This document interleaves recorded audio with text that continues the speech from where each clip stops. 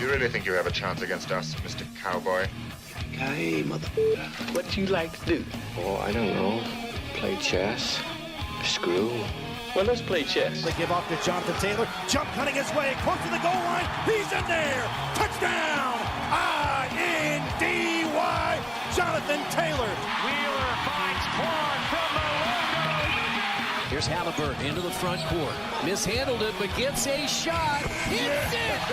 Hits it. John, I have never been better to be on the air with you here in Indianapolis, a place where so many of my dreams have come true. The Ride with JMV on 93.5 and 107.5. The Fan. Back comes Indiana. Siakam, handoff, right edge of the arc. Halliburton working about 30 feet out. Left-hand bounce, now moves it to the center of the floor. Lopez picks him up. Halliburton will try to take advantage. He blows by Lopez and sends it to the corner. 8-0 Pacers. Turner with a three, and Milwaukee is reeling early, a minute and a half in. Turner hands to Halliburton. Faking the three is Nembhard. Now lets a long one go. It hits the back of the rim, the front of the rim, the backboard, and stays down. Pacers by 9. McConnell for a catch and shoot to Walker, and he hit out of the near corner. Walker continues his brilliant three-point shooting, and the Pacers are up by 12. 62-56. Just over 2 minutes to play in the half. Nembhard on the wing. Now retreats, moves forward down the right side, picks up the bounce, and a nifty bounce pass into the lane. Found Turner, who dunked it. McConnell holds the ball in the crook of his right arm, standing on the logo at center court. Now he'll start bouncing with a right hand. Shot clock at 8. Moving to his right, penetrates the arc, pulls up right of the lane and misses. Got his own rebound, set it to Walker. Down to 12 seconds to go. Maybe a second between game and shot clocks. Siakam on the logo, drives on Portis down the left side with a right-hand scoop. Pacers in desperate need of a field goal. Here's Halliburton to the left wing. Sends it outside. Siakam gives to Nembhard. 2:16 to go. Nembhard left edge. Shot clock down to 8. Nembhard played by Antetokounmpo. Driving it right hand. Kicks it right side. Siakam is open. And that is a much-needed three. Shot clock reset to 14. 1:22 to play. Indiana has been reeling lately, but the Siakam three has pushed the lead back to 5. He takes the inbound pass, left wing, backs it up to the top and gives it to Nembhard. Nembhard down the left side, confronted by Antetokounmpo. The shot clock at 6. He backs it up and buries a three from out on the left edge, right in front of Doc Rivers, who calls a timeout. Tonight's final score in Game 2 was the Indiana Pacers, 123. The Milwaukee Bucks, 115. The Pacers lead this series 2-0. There you go, Mark Boyle, voice of the Pacers last night. They are up 2-0, best of 7 first-round series with the Milwaukee Bucks. And now the scenery changes to Milwaukee for game number 3 coming up on Friday night. That's a Friday-Sunday matchup, by the way, in games 3 and 4 in Milwaukee. And we have a lot to talk about regarding that over the course of the afternoon. I could not be more proud than I am today. And it really has nothing to do. I love when we get to talk up the local teams winning. You know how invested I am with the Pacers. You know how I feel about this team, how much I wanted them to return. And there was a little bit of gripping, maybe some minor gripping down the stretch last night where they couldn't score and Portis kept scoring. There were some threes hit and the Bucks cut it to 2. And you're thinking, wow, this would be one of the larger disasters in the history of disasters if they give this thing back. Alas, as you mentioned with that Siakam 3, you heard that with Mark Boyle. You had the Nembhard jumper as well over Giannis, and they end up winning game 2 last night at 123-115. Now, that's a hell of a big deal, and I love it. But there's also the personal effect that I want to talk about today because I've been to this place so many times. I've been here, hung out here, had beer here, left here, returned here, because this is a staple of the South Side. This is an iconic venue of the South Side and really of greater kind of South Side sprawling downtown Indianapolis, if you will. I mean, just a little bit south of Raymond. It's where Pleasant Run Parkway kind of ends. It used to go all the way through to Bluff. And if you go over to Bluff, you can always get stopped by the Indiana Railroad Company over there on that track, which is always good. And the reason why I know this so well is because this is how I commute. I commute from Bargersville, and normally I come up Bluff. Sometimes I come up 135 here to Meridian, where it turns into Meridian, and then go downtown, right? But so many times I have stopped here, and I'm reminded of a story regarding Barringers Tavern.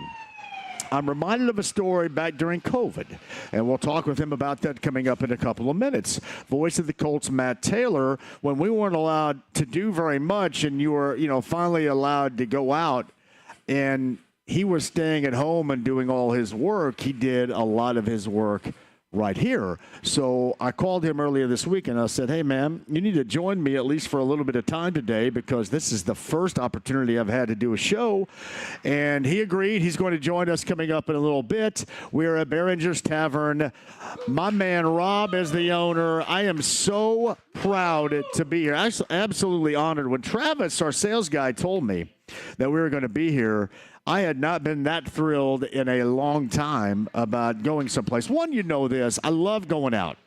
Like, there's nothing wrong with being in studio. That's just fine. But there is something about going out. There's something about being out with people like Jonathan, who used to listen every single day driving back and forth from Peru, and now he lives in the neighborhood. Or all these friendly faces like Matthew that I've seen here as well. There's something about being out and hanging out with you guys that makes it real. And that's what I want to be and always want to be, is real. And this is more fun. And I could not be more thrilled and more proud to be at Barringers Tavern on South Meridian than I am today. Seriously. We're out all the time. We'll be out again tomorrow. I'll be out on Friday. But, man, this hits home because this place goes back to 1879, everybody. 1879. There are tremendous stories. And, again, it is such a Southside staple for lunch, for beers, to watch games, to watch Game 2. And today we are here, and if you're on your way home, especially all you Southsiders, and sometimes you Southsiders complain about, hey, you're always in Hamilton County, you're always downtown, you're never on the South Side. Here is your opportunity to join us. My friend Jonathan, me, Matthew, and the gang's all here at Barringers Tavern. We'll talk to Rob about this place coming up a little bit later on. We have a loaded show for you. Let's get back to last night. I did think this thing was about ready to go haywire. I was there, and I know a lot of you. Here's what I want you to do. And I know it's a bummer that there's not this one universal way that you can get the product. Because I told you yesterday afternoon, this was going to be on FanDuel TV, or as I like to reference it, Pacers TV. And you are not going to see it here locally on NBA TV because it's going to be blacked out. And, yeah, the blackout rules are archaic and dumb as hell. There's no question about that. And there has to be better ways. But before you go too far, you have to remember we're on the verge now. If you're a lover of football in the NFL, you're about to be pulled in 9,000 different viewing directions. You think this or last night was a pain in the ass? You wait until this coming year or in 5 years. You're going to have a membership and a monthly service to about 19 different things because it is going to be sold to the highest bidder. You think this is a pain? You just wait. And what the NFL looks like or what college football is going to look like, because that is certainly on the horizon. So I let everybody know last night that television-wise, and I wish there were a better way. I wish that the NBA or, for example, TNT, maybe you weren't jackasses and you wouldn't relegate them to NBA TV. I do love watching local. You know that. The locals know about the product.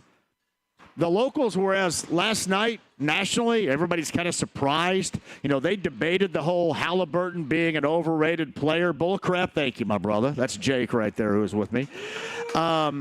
They debated that. We know here because we watch all the time.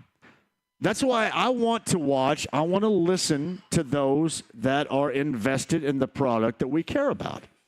And Pacers TV That's the knowledge. That's what they know. That's what they have. That's the go-to. And there's nothing against. I mean, the TNT show is one of the greatest of all time. That's fantastic. But frankly, I don't think any of us really want to hear a great deal because they don't give a crap. They don't care. I mean, look, Lou Williams on FanDuel TV show, whatever that was, last week talked about, hell, he didn't even watch the Pacers this year. I'll take the Bucks in 6 because I'm not going to lie to you, I didn't watch the Pacers. Well, numbnuts, great. That's the type of analyst work that you want to hear right there. On one hand, you could say, hey, at least you're being honest. On the other hand, you go, what the hell am I doing watching or listening to this anyway? So people, as I always say, besides us, really don't give a fat crap about what you care about around here. They just don't. And we do, and they do. So I was trying to prep you yesterday for the fact that a lot of you are going to get home, you're going to try to watch that, and you're going to get it blacked out, and you're going to be all pissed off. So last night, across my X handle, it was more about that than it was about the actual game. I knew it would be. And should there be a better way? Yes. Again, all this really does is play into the future where we're going. You guys have no idea how big of a pain this is going to be until it really strikes deep into the NFL, and that is coming. I mean, really, it's already coming. Then you got to go to Amazon, college basketball. Hell, half the time you can't figure out if it's on Peacock or, you know, if we're getting peacocked or if it's NBC or if it's CBS or if it's Fox or whatever the hell it is. I mean, you just simply don't know. Well, last night was one of those nights. And, yeah, it's a bummer because you want everybody to see your product. And the NBA probably should be more proactive about making sure that everybody, I guess in an easier way, I say this all the time, it would be easy for you to get the product. But a lot of you, and I've said this all along, are motivated by even more relative ease, right? And the relative ease is hitting a button. And that's what you have on radio here. You can just hit a button, poof. There's Mark Boyle. There's Pat Boylan. Now, there's Eddie Gill. There's the game right there. And that's what I've always wanted to be, was really easy. Poof, boom, hit a button, and there you are. So last night you had to jump through some visual hoops, at least some of you. And again, there are so many different combinations and situations on how those that deal with their television content, how you get it, what you subscribe to, I don't know. But I prepared you last night. Actually, yesterday afternoon, I prepared you for not being able to get it, for struggling to get it. And then during the game for being pissed. And hopefully you got to listen to it here on the Fan last night, because that is always going to be your major option, because if you missed it, you did miss a lot. There was a mixture of, I thought, was a year-long Pacer team right there. You had moments to where you went, oh, wow, here it is. This is the product. This is what we envision. This is a high-level elite team. With that start, that's kind of what you envision. And then there was a bumpy route down the stretch, getting up 15, not being able to push it any further than that, not being able to stretch things out. What's up, my brother? There was that going on as well. What's up, Anthony? So you got a little sampling of everything last night, but what you got from the Pacers was a professional win. That was what a professional team does. You do a lot of the things that you did in game number 1. Milwaukee countered. Milwaukee had some shot making, whether it's Bobby Portis off the bench or Kyle Kuzma in the third quarter. When you think about the course of that game last night, you know who kept them in it in the second half? It was Kuzma. And you can make all you listen. Portis knocked down some big threes too. Don't get me wrong, but there was a stretch where it seemed like Kuzma scored 3 or 4 times in a row in moments in which the Pacers were going to be able to stretch it out.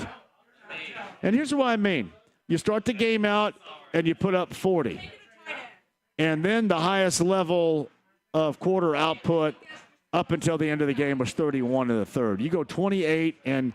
You know, especially that 24. The 24 is limping to the finish, and that's what I mean. We've had samples of that this season. So really across the board, I thought last night was a microcosm of what we have seen. Game 1 was more like the, oh, wow, this is what you want. Last night, it was bits and pieces of the entirety of the season. But they hung with it. They made big shots, whether it was Siakam or Nembhard, made some plays, got a couple of stops, and they did exactly what they needed to do. Don't lose sight of that. They did exactly what they needed to do. You go up 2-0, you go to Milwaukee, and you batten down the hatches because Milwaukee's going to be coming after that ass coming up on Friday night. There's no question about that. They're going to be coming at it. This is it for them. Because, for example, you go up there and you lose game 3, it's over. And it may be over in a sweep. And if it's over in a sweep, you got to think about it from a Milwaukee standpoint. If they disappoint, and certainly if they lose in the first round, that's a disappointment. But if you disappoint while embarrassing in this disappointment, that is going to lead to major changes. And they may have changes significant on the horizon anyway. But that's going to lead to major changes. And you know, guys on that team probably want to hang with it. They believe in the product. They want to push it forward. So they're going to throw everything but the kitchen sink at the Pacers coming up on Friday. That is going to be the tail of the tape on where this team is. I thought the last two was incredibly professional by the Pacers. But we're going to see in a season where the road at times has been kind, we'll see how it is on Friday when the Bucks will throw absolutely everything at them. And really, what it came down to was the Pacers not being able to maintain a scoring pace. They were pushing it, but the scoring pace wasn't there. And you saw Milwaukee, they had various players knock down shots that they weren't in the general vicinity of doing on Saturday afternoon, whether it was Portis or Kuzma. You know, they did have Lillard back. He put up 14. I mean, there's nothing earth-shattering. I will say this, coming back from a blood clot, not playing since March the 17th, I would look at that as a pretty damn good game. I think everybody else probably would, but if you're Damian Lillard, you're probably going, you're wanting to score at a higher level. They're salty. They're a salty group. Tyrese Halliburton, after the game, talked about how there's bad blood, no love lost. We know that.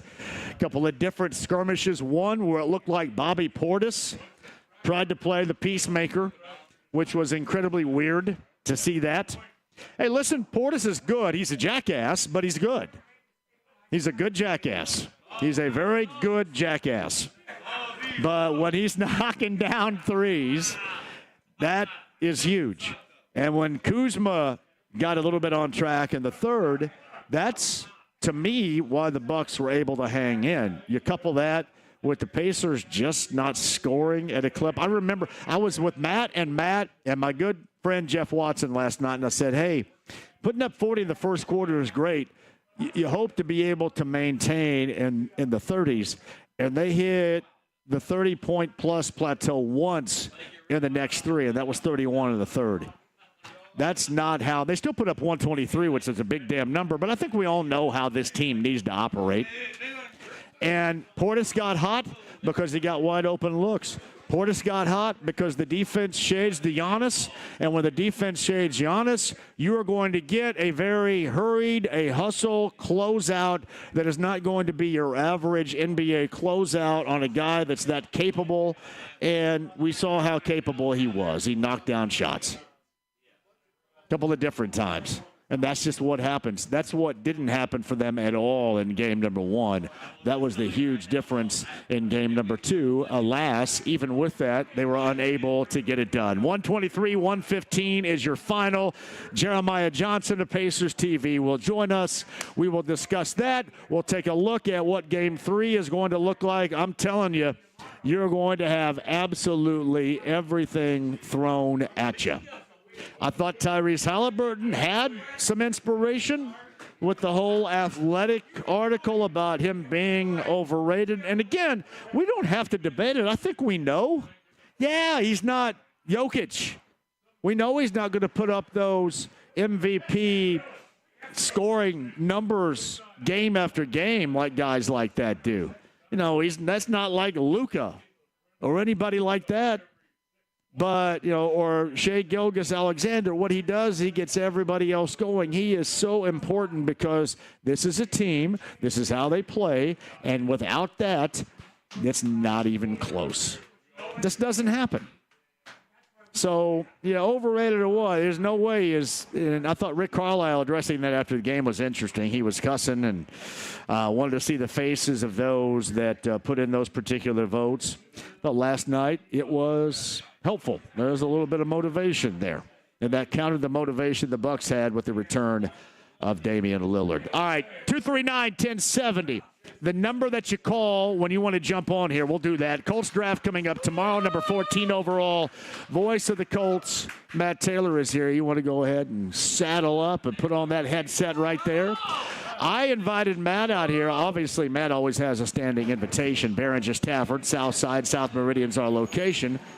Because I remember during COVID, you staked out here a great deal to do work, did you not, to get out of the house?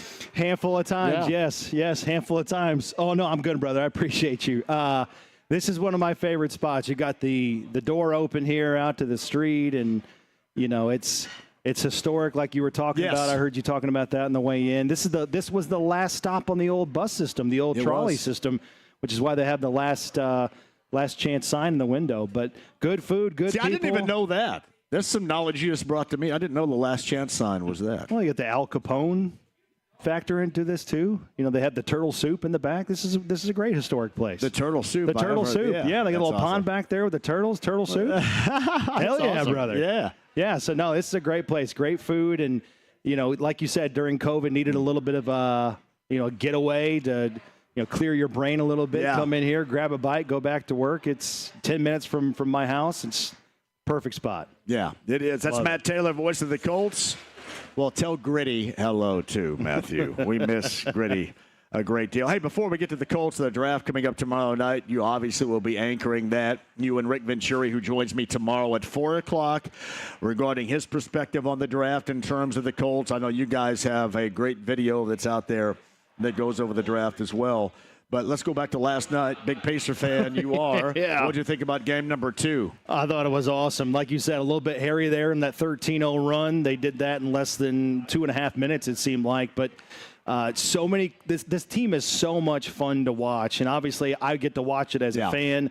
I get to take a step back. I'm not in the weeds like Chris and Pat and JJ and all those guys. But it's so much fun to be able to experience the Pacers because of how I grew up watching the Pacers. But now that I have a son, he's 5 years old, we bought the Bally package or the FanDuel package just to watch the Pacers. So obviously I don't get to spend a lot of time with him in the fall watching football, but that's probably the most enjoyable part of being a fan now is being able to enjoy that with my son because he's all Pacers, everything. He's got the Halliburton jersey, so he's going nuts in the living room last night. It was really fun. Yeah, I thought that was a professional win. And as I mentioned, it was like a thumbnail sketch, Matt, of the entirety of the season.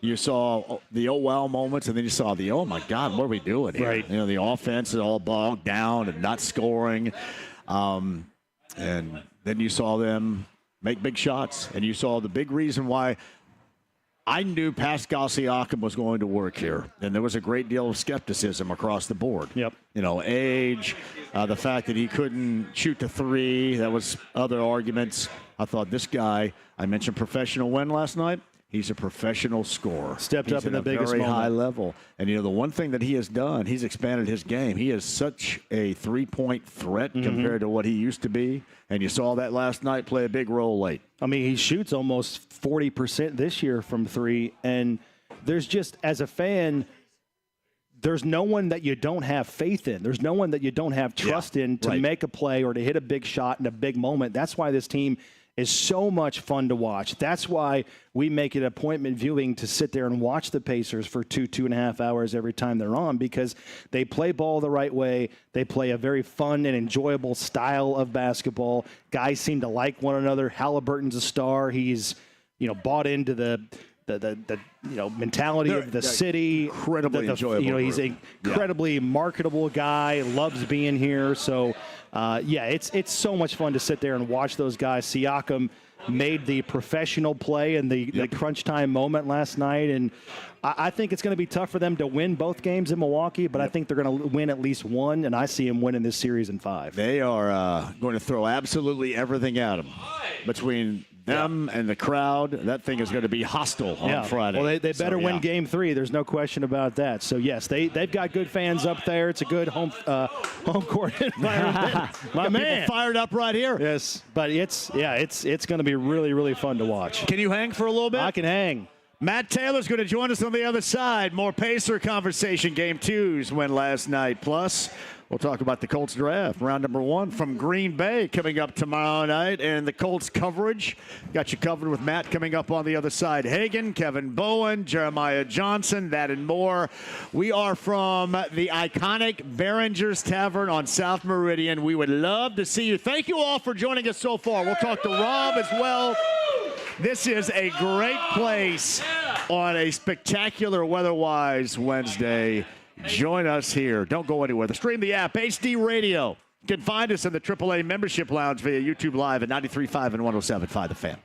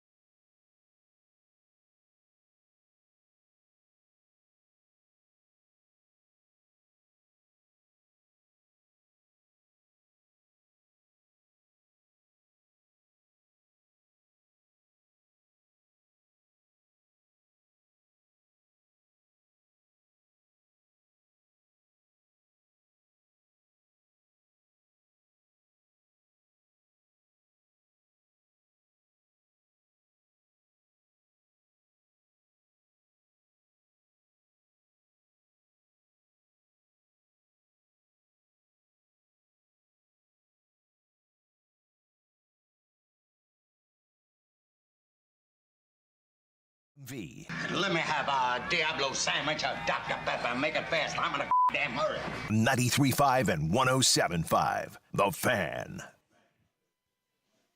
Thank you for joining us. Barringers Tavern, it's legendary. South Meridian. Rob's going to join us. He's the owner a couple of different times on the show. Hagen on the inbound. I know they're doing testing out at IMS today. They had a scoring or a timing. Hell, I don't know.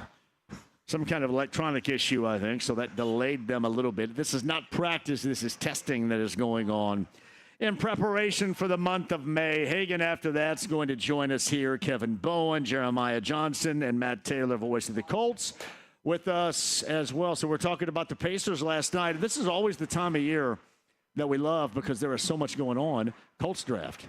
Round 1 coming up tomorrow night. Yes, sir. So what are we thinking about going in? Well, you've got a lot of different areas that I think the team could maneuver. I mean, obviously, everybody since February has been talking about tight end. You can understand why. I saw Mo Alley there last night. I think there were a number of Colts players, about 40 dudes. Yeah, they all got together and made sure they had some team bonding at the Pacer game yesterday. But, yeah, I mean, last year you look at the tight end numbers, less than 40 combined catches, less than 450 combined receiving yards. So you look at that and you say, okay, there can be an upgrade there. And I think objectively I agree with that. However, I don't think that the production and the talent they have on the field is indicative of what you saw last year. Because John, what was the weakest part of the team last year offensively?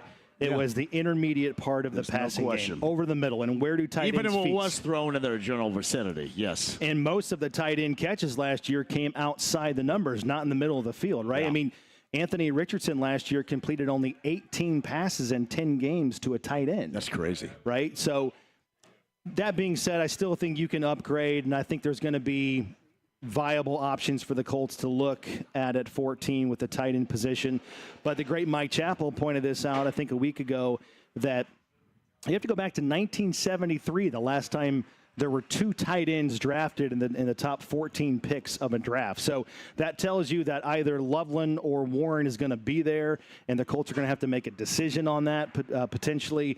But even if they don't pick a tight end, it's not like tight end's their only major area of need, right? It's not like it's the only thing that you look at and say this is the pick, or this is the position that's going to take us over the top. You need right guard, you need center, you need interior offensive line depth, you need more safety help depth-wise. So it's not like if you don't pick a tight end in the first round, you can't pick up a really good one that's 85-90% of the top 2 guys in round number 2. So there's offensive linemen to ponder over. I think there's a lot of offensive linemen that are going to be on the board in the range of 14 that if you draft that guy, you plug him in right away as the starting right guard. And then you got Matt Gonzalez, who can be your swing tackle right side or left side, or he can back up the interior offensive line as well. So I think the Colts are in a really good spot. Stick to your board, draft best player available. Inevitably, you're going to get a lot better because you're going to fill a major area of need. How many years ago do we go back with DeForest Buckner? 2020. So could you envision at all a scenario where maybe they would go that direction to get more of a ready-made for the moment tight end? And there's been reported some availability of guys, name recognizable, producers right now, veterans in the NFL. Is that a possibility, or is that way, way, way out there? Maybe in the first round it's out of the possibility, but if you're talking about how do the Colts fill their area of need at tight end, trading a draft pick for a proven bona fide player, with a second round or a third round pick, absolutely, 100%. I very much subscribe to the guys that are proven on Sundays rather than the guys that I think are going to be good on Sundays that are coming from the Saturday game, which is what DeForest Buckner's situation was, right? They gave up the 13th overall pick in 2020 for him, but you're getting a guy that can already produce at a high level on Sundays coming over on your roster on defense. So I like that, but maybe not in the first round. Reason why I bring that up, though, I think this staff needs that. They need something in the now. And, I'm sure that, you want the future and great and the growth, but things got to start to get snappy with this group in a big hurry. The urgency is there, and I think that's what Chris Ballard was alluding to at the end of the season, and I agree with him. I mean, he took a hard look at himself and the operation, and he said, hey, we were 8-9 last year, under 500. We've missed the playoffs 4 straight years.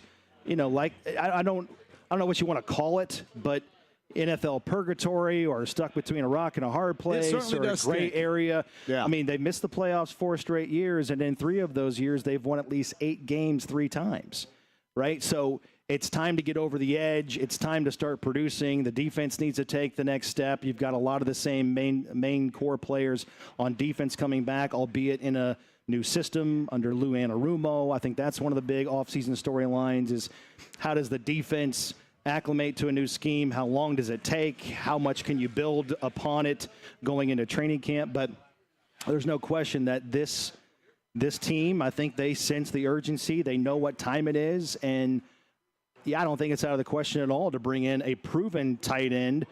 I mean, Shane Steichen loves working with tight ends, and that's been a big part of his offenses in the past when they've had success in Philly and L.A. with the Chargers. He's had really good tight ends that have been a major part of his offenses. It just hasn't happened yet here in Indianapolis. So to bring in a proven tight end while trading a draft pick is not at all out of the question, and I think in theory it makes some sense given where this team is and the consistency it needs to have on offense, and the quarterback obviously is a big part of that. But guys need to get more. You need more production over the middle of the field from that tight end unit, regardless of who's out there and where they're drafted. Matt Taylor, voice of the Colts, is here. We discussed Pacers Game 2, Pacers Game 3 coming up on Friday, and the NFL Draft starts in round 1 tomorrow. Live from Green Bay it is. I know you have a video out there with Rick Venturi, who joins us on this show coming up at 4 o'clock tomorrow with his thoughts on the Colts and what's necessary, what's going to be there, what's absolutely reasonable. You have a video, and you guys are going to be doing video during the draft as well, correct? Yeah, we've got multiple videos going out. Tight end is out on Monday. Last night it was offensive line. And then today and then tomorrow we're going to have some more with focus on interior defensive line, some edge players, and then looks at corner and safety as well. So what we do is we talk about those needs, why they're needs for the Colts, the top players that could be there for the Colts to consider if they want to go that route position-wise with the 14th overall pick. And then we kind of wrap it up with what we think is going to happen and some of the depth the Colts have roster-wise on the team right now. And then we also are going to have instant reaction podcasts, if you will, coming up on draft weekend starting tomorrow night.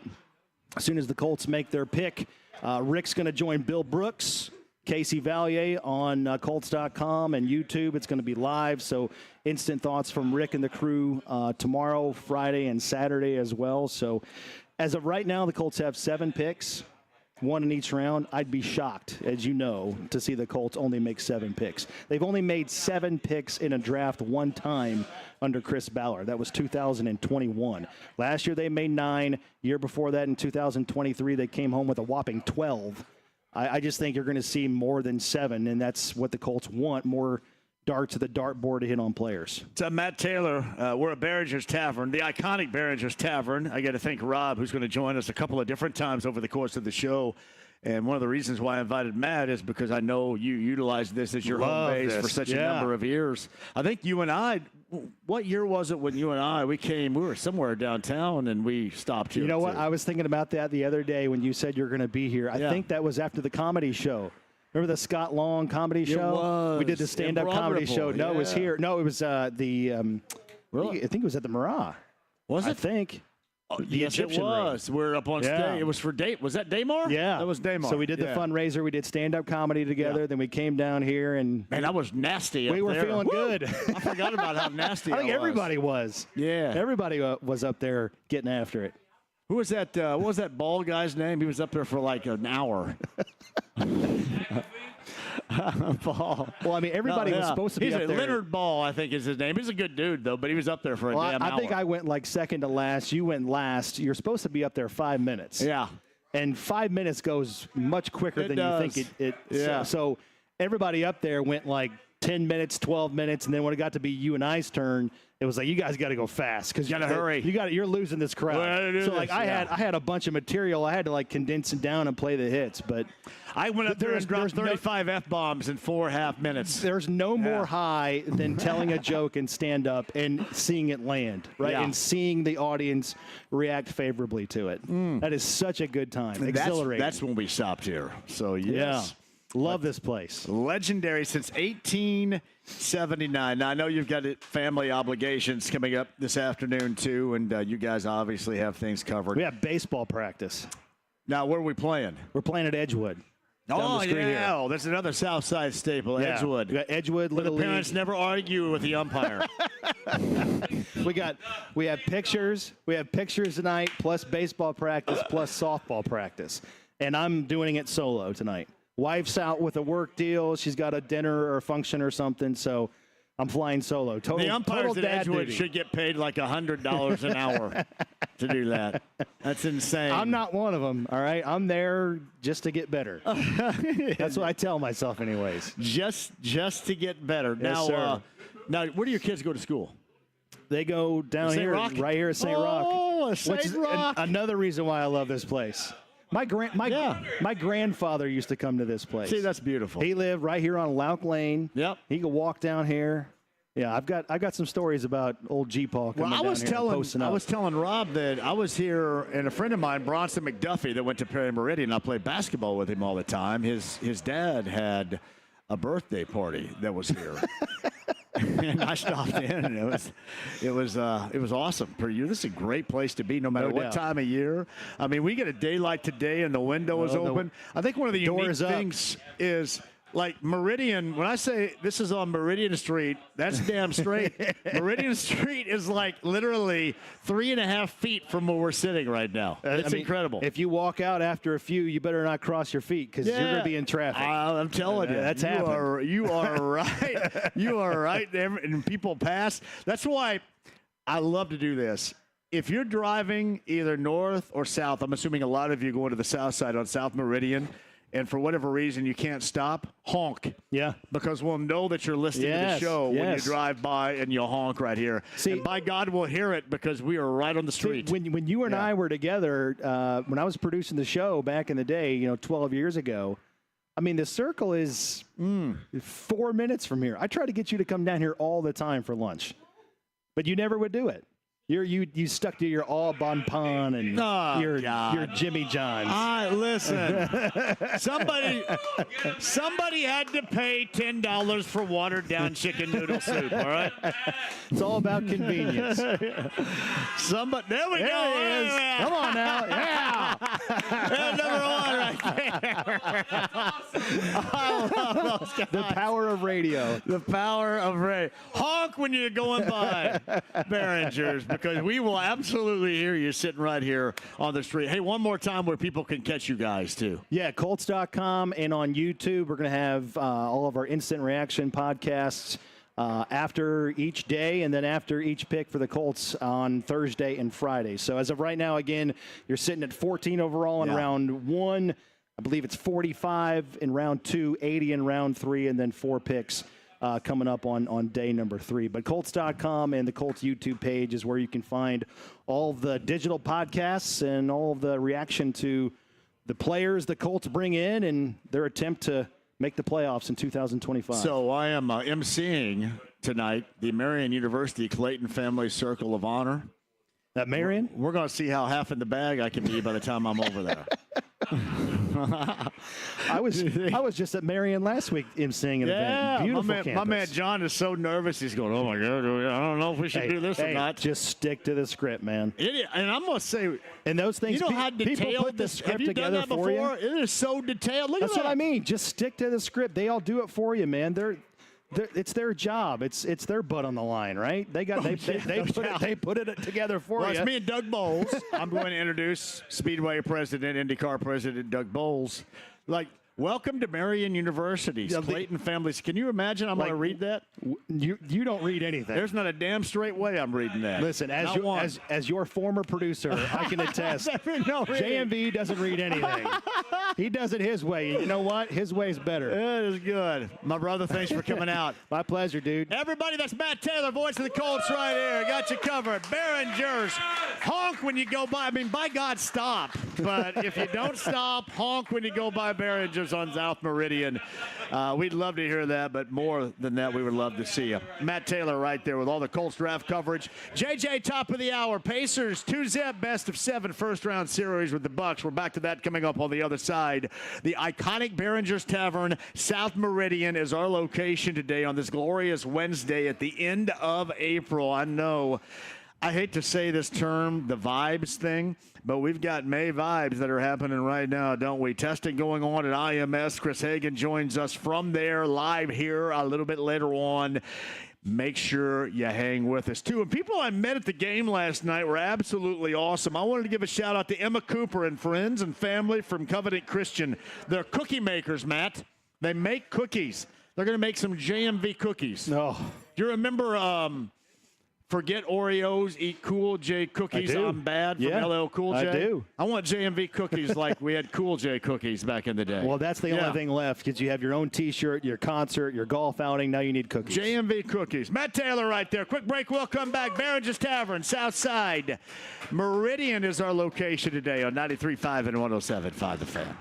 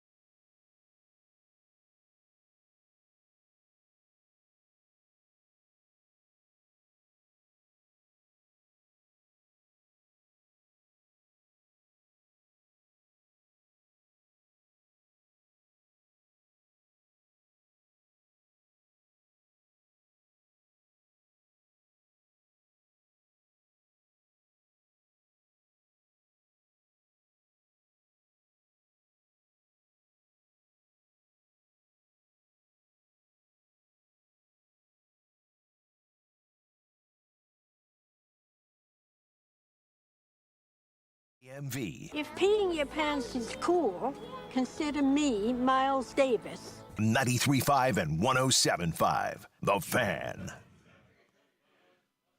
Oh, here we are, Barringers Tavern. Look at James bumping us back with the late, great Dolores O'Riordan and the Cranberries because he knows that we've got this Nothing But the 90s weekend coming on the JMV Takeover Saturday night. You know, I don't necessarily need it to be nothing but the 90s. Hey, Rob, come on over here really quick. James, we've got a couple of minutes left in this break, or I should say in this segment, right? Go ahead, Rob. Mount up here really quick.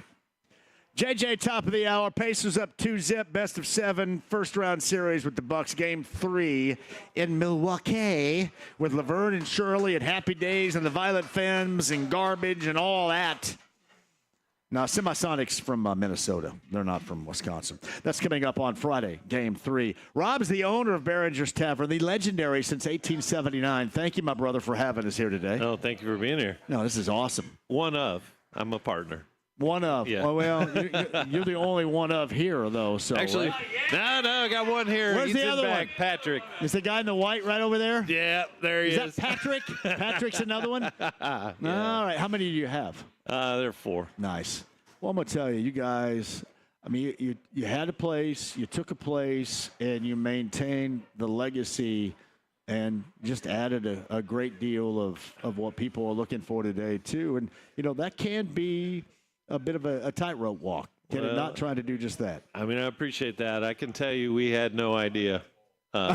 We had no idea. Feeling around in the dark a little bit, are you? Well, when you buy into a piece of history, yeah, you just never know. And that's exactly what this is. Yeah. It's historic. There's so many stories of people who have, you know, used to come here with their parents or used to come here, you know.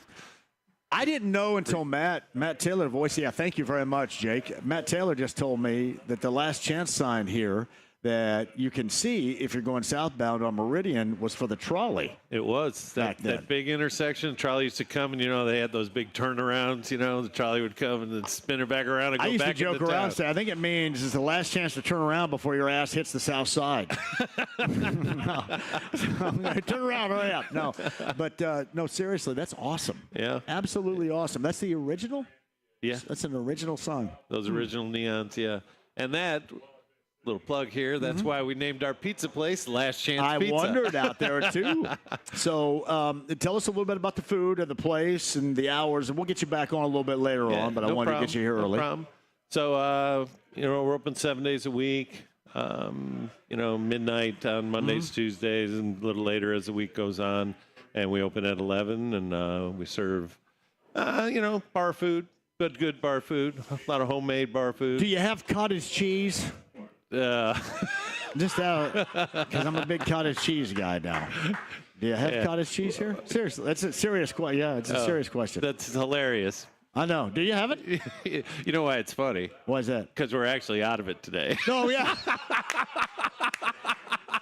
I didn't know if you were. I didn't know if you're pimping me. No. I didn't know. But people know this for 6 months.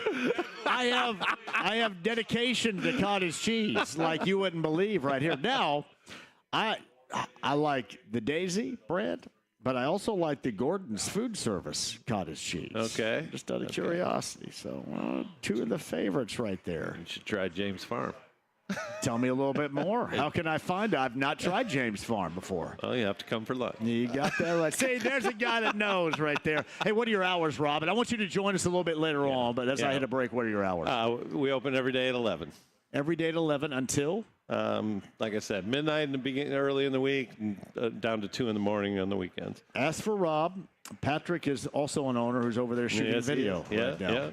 We're going to put this video up. And you have social media handles, too. I know you're on Facebook, Barringers Tavern. Where else are you out there? Do you know? Are you guys on Instagram? I'm not cool enough to be on Instagram. I kind of am. I kind of half-ass it. I'm not cool enough to be on any of it. Yeah, it's a struggle.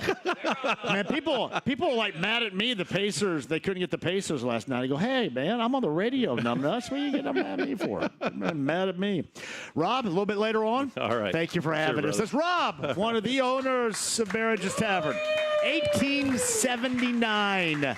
A iconic South Side location. Quick break. We'll come back. JJ, coming up top of the hour here. Pacers up 2-0. The expectation coming up on Friday and what he thought about that game. I thought, again, it was a microcosm of the entire season, but it was a professional way to close by the Pacers last night. We'll do that coming up on the other side. Kevin Bowen's going to join as well. Chris Hagan's going to be here live from Fox 59, Barringers Tavern, South Meridian, 93.5, 107.5 The Fan. Hang with us.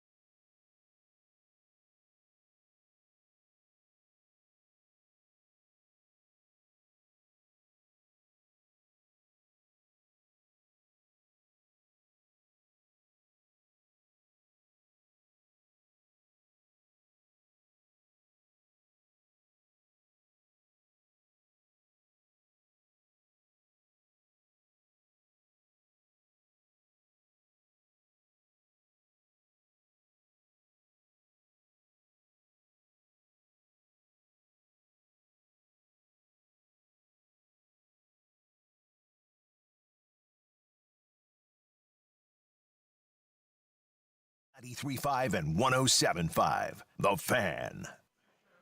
Hey, welcome back. So I'm at Barringers Tavern. It's legendary. They have old Indiana license plates all over the walls right here on the back wall. Like Danny Bridges says this, he's absolutely right. That place is an institution. If the walls could only talk, I'm right there with you. But I'm looking at these license plates. George Rogers Clark, you guys remember that one back in 1980? Go to my Facebook page, John Michael Vincent. The 1980 George Rogers Clark, which is memorialized, as you well know, down in Vincennes, Indiana. And then there is an Indy 500 one from 1979. Those are two of my favorites of all time. But maybe, I don't know if it's the most loathed. Maybe Amber Waves of Grain from the 90s was the one that people didn't like the much. But I remember 1986. You guys remember Wander, Indiana? W-A-N-D-R. Wander, Indiana, 1986. Wander? Wander? No, it wasn't Wander. It was Wander. Who the hell pronounced it Wander? We said Wonder where I'm from. All right. I want to put this out there that somebody that knows, and I'm glad we brought that up. 1986 license plate. I called it Wonder, Indiana. You called it Wander, Indiana. It's Perry Township Education. You and Mike Landis, class of 83 at Perry Meridian? 77. So you with Kenny Montgomery, the late, great Ken Montgomery that I love a great deal. Love Ken Montgomery. R.I.P. A great guy. Yes. And then Mike Landis is a friend of mine still. 1983, the class of Perry Meridian. You say Wander, I said Wonder. I think it's Wonder. We'll find that out a little bit later on. We shall see. Barringers Tavern. Kevin Bowen, morning show, along with James Boyd and Jeff Rickard. I don't think Jeff was there this morning. It was just Kevin and James, and Kevin joins us on the Andy Moore Automotive Group hotline. Hello, Kev. How are you? Hello, John. I'm great. How are you? Was I wrong about last night? I thought, A, it was a very professional way to win a game 2 at home. I thought, B, it was a microcosm of basically the entirety of the season that we have seen from this Pacer team in one game.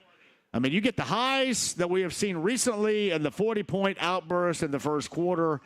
And then, a couple of different quarters, especially the fourth, you struggled to get even near 30. So I thought it was really a mixed bag of what we had seen for most of the season, yet closed with a professional win situation in Game 2 last night. What say you? Yeah, I could certainly hear you out. I thought what stood out to me, John, and really at Game 1 also, the Pacers have been the better starting team in each half. And I don't know, maybe because Rick Carlisle is so timeout happy. Like, I feel like there are games where Rick will take the early timeout. I've referenced it as the timeout of disgust. We've actually asked him about it when he joins us on Tuesdays. And if you look at the series so far, each of the 2 first quarters, each of the 2 third quarters, it's been Doc Rivers taking that timeout. And yeah, Milwaukee obviously made, spirited runs, especially in Game 2, but I just think when you dig yourself that hole, you now are trying to climb a very steep mountain the rest of the game. You got to be perfect. And they were really good in the fourth quarter and getting back into it, but they ran out of gas. So I think that's what stood out is just they've gotten off a great start, especially last night. Milwaukee should have been the hungry team. They should have been the team that, had more urgency out of the gate, especially the third quarter as well, and both times the Pacers jumped on them. It's Kevin Bowen morning show. He and James Boyd and Jeff Rickard. Kev's on the Andy Moore Automotive Group hotline. I thought this, unlike game number 1 on Saturday, you had guys, especially Kuzma, I thought really kept them above water and within striking distance in the third, or maybe the Pacers stretched that lead out even more. And then Portis, guys that didn't knock down shots in game number 1 when the Pacers were shading to Giannis did in game number 2. So I think that's something to factor in when you're going to get everything but the kitchen sink thrown at you coming up on Friday night in Milwaukee. Yeah, Portis was great last night. I know that obviously frustrates a lot of Pacers fans, but he was outstanding. I thought Lillard just frankly ran out of gas. I know he hit the big shot there to cut it to 2, but I didn't think he really did much in the second half. You have to guard him, though, which, there's some guys on Milwaukee you don't necessarily have to guard. Yeah, certainly Friday night will be very difficult. I'd say the biggest question I have Pacers-related probably exiting the first 2 games is I struggle to find an individual Pacer player that you've been even mildly disappointed with. Like if I ask you who's been the worst Pacers of these first 2 games, I don't think there's any answer that jumps off the page, which is, certainly goes back to probably your point at the start of it's kind of a microcosm of the season. The Pacers are one of the more balanced teams out there. Certainly Siakam's had an all-star year, and, Halliburton, can look like a $200 million guy, but they just have great balance to them. I trust so many more of their guys than I trust others for the Bucks. But again, the big question for me probably going to Friday night is, Nembhard has shot it well. Neesmith shot it well. Turner has shot it well. Does that continue away from home? Does that continue in a road environment? Now, the counter to that would be Tyrese hasn't had, great shooting games. Does he, find more of that rhythm for you there? That could offset it as well. Yeah, there's no doubt about that. I look at it this way. That's why I described it as a professional win, because of the way that they played. And, yeah, you struggle with finding anybody that hasn't performed well so far. And, Kev, that's what's been necessary against this Milwaukee team. You can say what you want about them, but Giannis is so elite. I mean, you always kind of fear the worst, certainly when he has the ball. You almost exhale when somebody else has it and somebody else takes a shot. But last night, oftentimes in the second half, those shots from somebody else, they were going down. But the Pacers, I thought by and large, still play at a high level, the way that you come to expect. And, the kitchen sink, everything but thrown at them coming up on Friday. I mean, this is it. And I know a lot of people expect maybe the Bucks to win going away and have their best performance. And it better be, because if they were to lose that game on Friday, a lot of people think it's all but over right now. It certainly would be all over if they lose coming up on Friday and go down 3-0. So maybe the most motivated we've seen for a team, Kevin. Also, I think you add this into the equation, a team that likely is going to see change anyway, but most certainly if you go out like this, we'll see change if you disappoint and go out in the playoffs in round number one in this fashion. Yeah, I think to further that point, the next win you get over them brings Giannis answering questions about his future. And that's for any star when you've had the playoff exits that they've had, when you've had the amount. I mean, they are a aging roster. They have to be one of the older rosters in the league, even with trading Middleton. And so I think those questions start to simmer a little bit more as well. So I think the quicker you can put that pressure on them is key. If I'm not mistaken, I think after Friday, I want to say games 4 and 5 are a lot closer. Like you only have one day in between. I think that plays the advantage of the Pacers, who, again, they are the deeper team. They're the team that you trust their guys. I mean, I don't know if you've had it, but I haven't had a single rotation question or issue here. McConnell, I gave them better minutes than the box score even indicates last night. Matherin's been double figures. Walker, it hasn't been perfect, but, I think he deserves minutes. I think Thomas Bryant has impacted a little bit as well. Obi hit a huge three last night in the fourth, and there was a moment there where it looked like Shepard was going to get a Damian Lillard, run or two. So that's something that you still could go to as well. You bring up Thomas Bryant, Kevin. I'm glad you did. The one thing that I noticed that he was really trying to do last night in those minutes in which he was getting clockwise, man, he was sprinting the floor.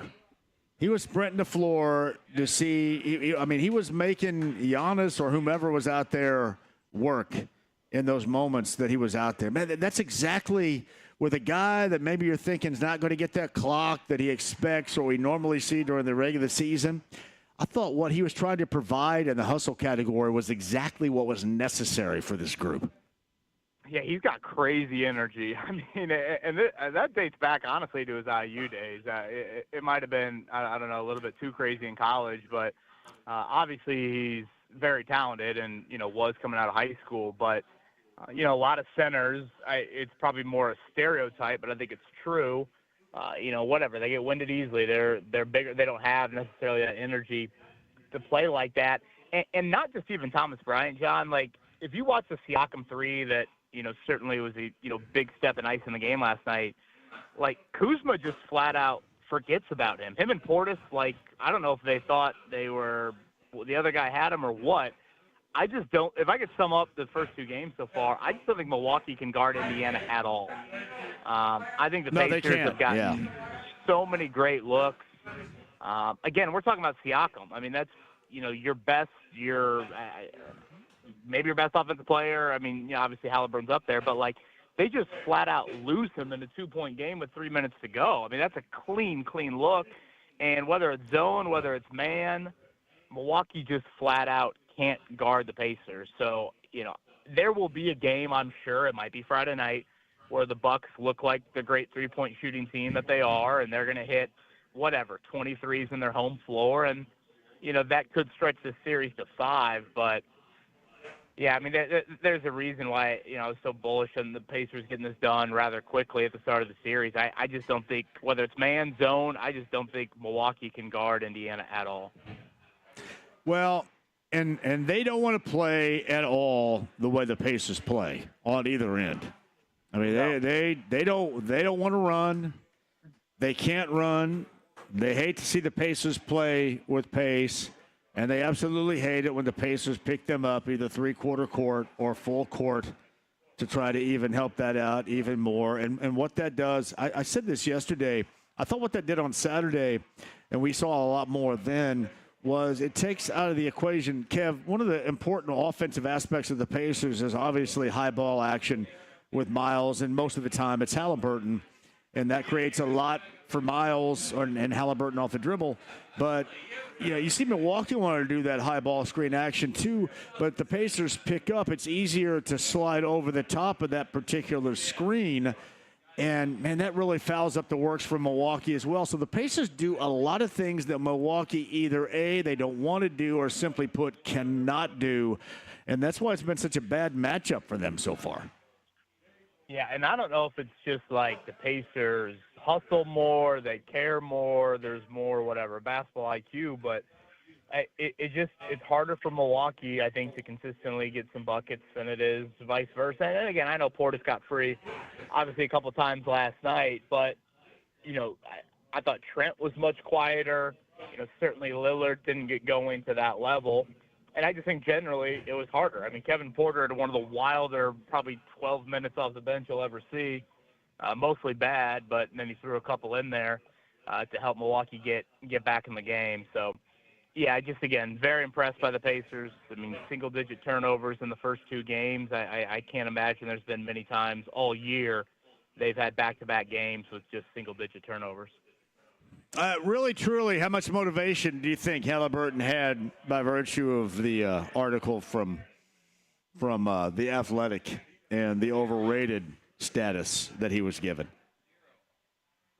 Yeah, I know he acted like it wasn't that big of a deal post-game. I don't buy that for a second. I think professional athletes in general look for anything. It kind of came out of the blue. I don't know if he was expecting it at all. I'm like, I can't imagine, like, before game 2 of an NBA playoff game, all of a sudden you get that. I know his trainer, Drew Hanlon's one that, he talks about him, pumping him up, motivating him. I would assume he's certainly alerted Tyrese of it or used that as evidence. And, I thought his first quarter last night, slammed the door shut on any of that talk as if he needed to. But, 7 points and 6 assists when he goes to the bench in the first quarter. I mean, that's exactly who he is, and getting others involved and, scoring when he needs to. So, yeah, I think it probably motivated him a little, even though he didn't act like that post-game. Hey, Kev, I know you've said Loveland's going to be that call, number 14 overall for Chris Ballard and company coming up in round 1 tomorrow night. Why do I have this vision of a trading back situation and getting a tight end later and going defensive line coming up tomorrow? Because we've been down this path before. Is that why I feel this way? It's funny. I said to James this morning, I'm like, what would give the Colts pause? And obviously last year they didn't think Latu would be there at 15. I do think you're onto something. If all of a sudden a defensive lineman or offensive lineman that they didn't expect to be there, if one of those are there at 14, then I could see it. Now, the whole trade back, I mean, if you listen to everybody, they're acting like, no one wants to trade up for anybody in this draft, and it's really thin. We'll see how that plays out. And, tight end, you could probably talk yourself into 2 things from Chris Ballard. The Colts have said all offseason long they need a pass catcher. They need to be better on third down. They need to be better in the middle of the field. And then you hear Ballard the other day, and he talks about Jack Doyle endlessly. And, a guy like Mason Taylor out of LSU, the son of Jason Taylor, I mean, people talk about him just so reliable, so dependable, maybe not have whatever, the size that Loveland has or the, massive numbers of production that Tyler Warren put up. But again, just like consistency and reliability. Now, 14 overall, is that, too low of a ceiling to go there? But yeah, right now I kind of sit on Loveland at 14 is where that's my first thought. But if the right trench player is there, I could see that and/or trade back as well. Do you think at all, given the circumstances of this group, and when I talk about group, I'm talking about organizationally speaking, coaching staff, organizational figureheads, do they feel at all like the clock is ticking? And, we're talking about trading back and going, when people bring up value of a draft, I look at that in terms of the value to me only benefits or is utilized with teams that are good or teams that have had success, which this team is neither. Do you think that they feel a sense of urgency with getting somebody that can go and produce for them right away? Because that situation I just described, I would suggest that is not the case. That is more for a team that's kind of settled in their ways and feeling good about the direction in which they're going, not one that's discombobulated and has a quarterback battle going between two quarterbacks that stink. Yeah, I mean, they don't act like it. I guess I would go there. I mean, I know Ballard's actions have been different, but in regards to the draft, he hasn't talked very differently. I think he still is, I don't know, very bullish on his draft resume. I would probably say, to kind of sum up Ballard's draft resume, he definitely has some hits. He doesn't have enough hits at the right positions, though. That's probably how I would kind of characterize his 8 years. But, yeah, I don't I mean, the night before free agency, John, if you and I talked, I would have said I do think Ballard will do things differently. The night before the draft, I don't sit here and think too. You're going to see something overwhelmingly different from him. So, yeah. Somebody's asking me for a shot right here. What do you think I should do, Kev? Should I do a shot here at Barringers Tavern? Do a shot of Goldschlagers for the gold out for the Pacers. Let me tell you this. The last time I took a shot at Goldschlager was at Kilroy Sports Bar in 1997. And I think I got roofied or something because I've never been as sick in my life. Somebody put something in it. That's when I feel bad about this. I should have really, one of two things, should have had my ass whipped or gone to jail, one of the two. But I puked in the cab and then ran when the door opened. Yeah, I think the final shot of my 21st birthday was Goldschlager, and I think it came right back up about an hour later over my balcony.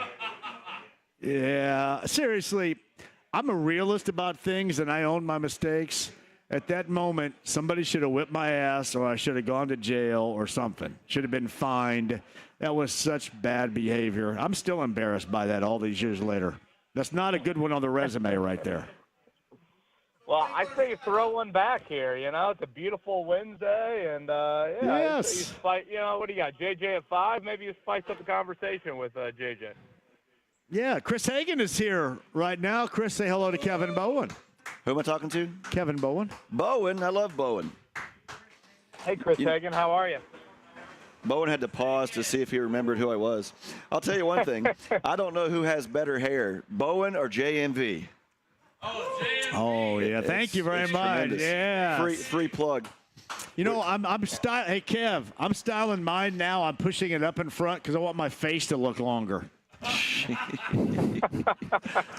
I'm going to have that Max Headroom, Mac the Knife, Mac Tonight kind of look here with the long face. It is funny, though, when you see people on billboards, and I'll see you and Kevin every once in a while. Yeah. It's Kevin, what do you think when Thank you see See you guys. When you see a gigantic head of yourself on a billboard?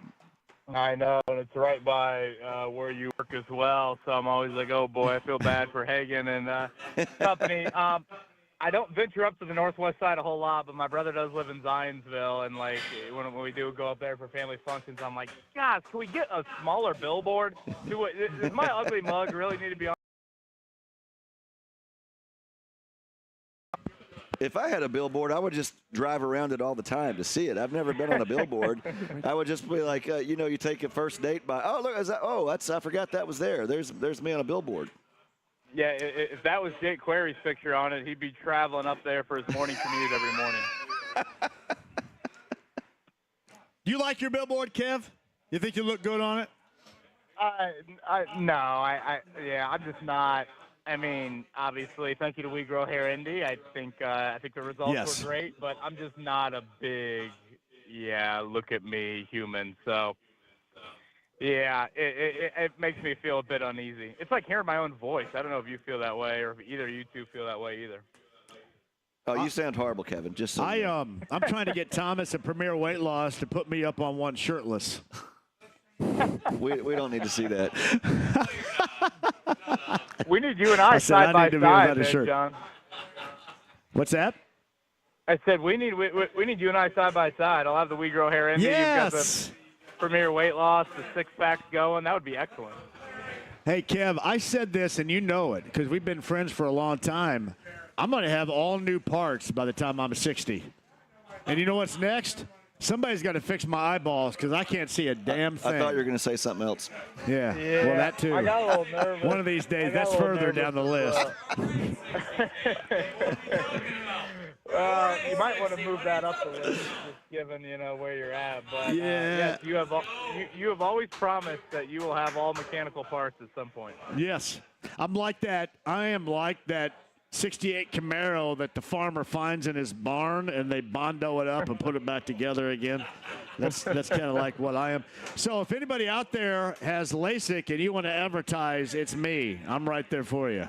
I can't see anything. I just feel bad that I jumped in here and hijacked this conversation. That's okay. You talking about Colts? What are we talking about? Colts and Pacers. Yeah. Hey, we got the draft tomorrow night. We got Fever Training Camp starts this Sunday. I'm telling you what. You're listening on your way in, clearly. Thanks. Not at all. I was listening to a Dateline with Keith Morrison. He sounds awesome.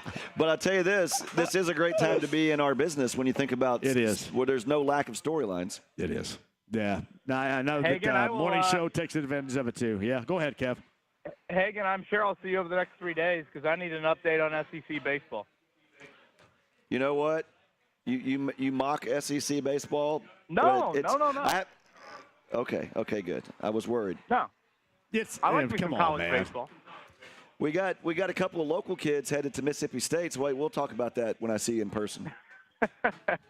Great way to lose listeners. Talk SEC baseball. So what that means is take a wide berth if you see Chris Hagen coming, Kev, okay? That's what that means. Yeah. I'll make sure Calhoun's close by. Hey, Kev, okay. One more thing before I go here. Do you think it's okay to invite James Boyd back to Sunday Hoops? Has he served a suspension long enough now?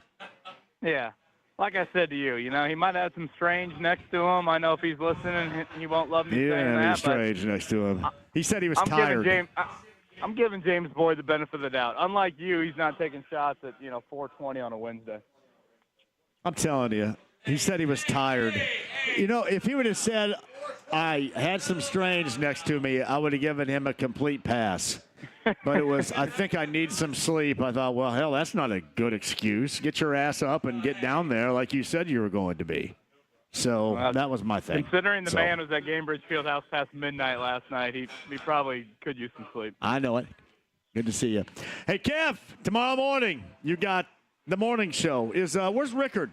He wasn't there this morning. Where is he? I thought Mark said he was in Charlotte, but then somebody said he was in the building later in the day, so I got no idea. Yeah. Is he riding his vroom vroom? Is he riding his bike? He is going over to France. He told me for the couple weeks of tour to France later this summer, so he will be he'll be front and center for that. Here's a would you rather question right here before we hit this break. Would you rather see me on a billboard shirtless for Premier Weight Loss or Rickard on a billboard in his Speedos for a bike company? Boy, it feels like I just took Goldschlager 14 years ago all over again. Oh, man. I said, when he joined us in Carmel at the Goat, I said, how do you sit on that seat in those shorts right there? How does that happen? There's no way there's any comfort in that. None. Because That's splitting the fellas up, Kev. That's what it was doing. Well, I mean, that banana seat he was riding was going right down the middle. Let me tell you. Well, and if you have a mechanical part one day down there, you might find out. All right, tomorrow morning, Kev's going to have you along with James Boyd and Jeff Ricker on the Fan Morning Show, 7 until 10 a.m. Kev's on the Andy Moore Automotive Group hotline, and a little preview of the draft coming up tomorrow as well. Kev, thank you. Hagen, I'll see you tomorrow. See you, John. All right, bud. See you. Kevin Bowen right there. Why are you going to see Kev tomorrow? Because unlike you, I'm a working journalist. Hey, look at Wally Levitt from the IMS Radio Network in the past right there. How did I not know about this place? Hey, you know Wally Levitt was my general manager at B97 in Bloomington. Back in the day. that voice you he used was to a have. great general do manager. that voice you used to have back then. The Polish Prince. That voice we talk like this. Hey, yeah, he did. He let me on the air. Wow, too. so he's to See blame. Wallace. Rick Evans is coming. Hey, there we go, right there. We're getting a lot of people honking. Everything. Good to see you, Wally. Awesome. That's Wally Levitt, who has been a long-time radio general manager at B97 in Bloomington. He worked for the late, great Art N. Gotti. And the scars are there to prove it. Quick one, we'll come back. Hagen's going to be here. Yeah, Hulk, if you're on South Meridian, Barringers Tavern. It is an iconic venue on South Meridian here in Indianapolis on a Wednesday. Thank you for joining us. Pacers 2-zip, best of 7 first-round series with Milwaukee. Back to that. Hagen also on the other side with the Colts first-round draft selection coming up. That is tomorrow night with the draft. We'll tell you where we're going to be tomorrow as well. And Friday, too. Don't go anywhere. Barringers Tavern, South Meridian, 93.5, 107.5 The Fan.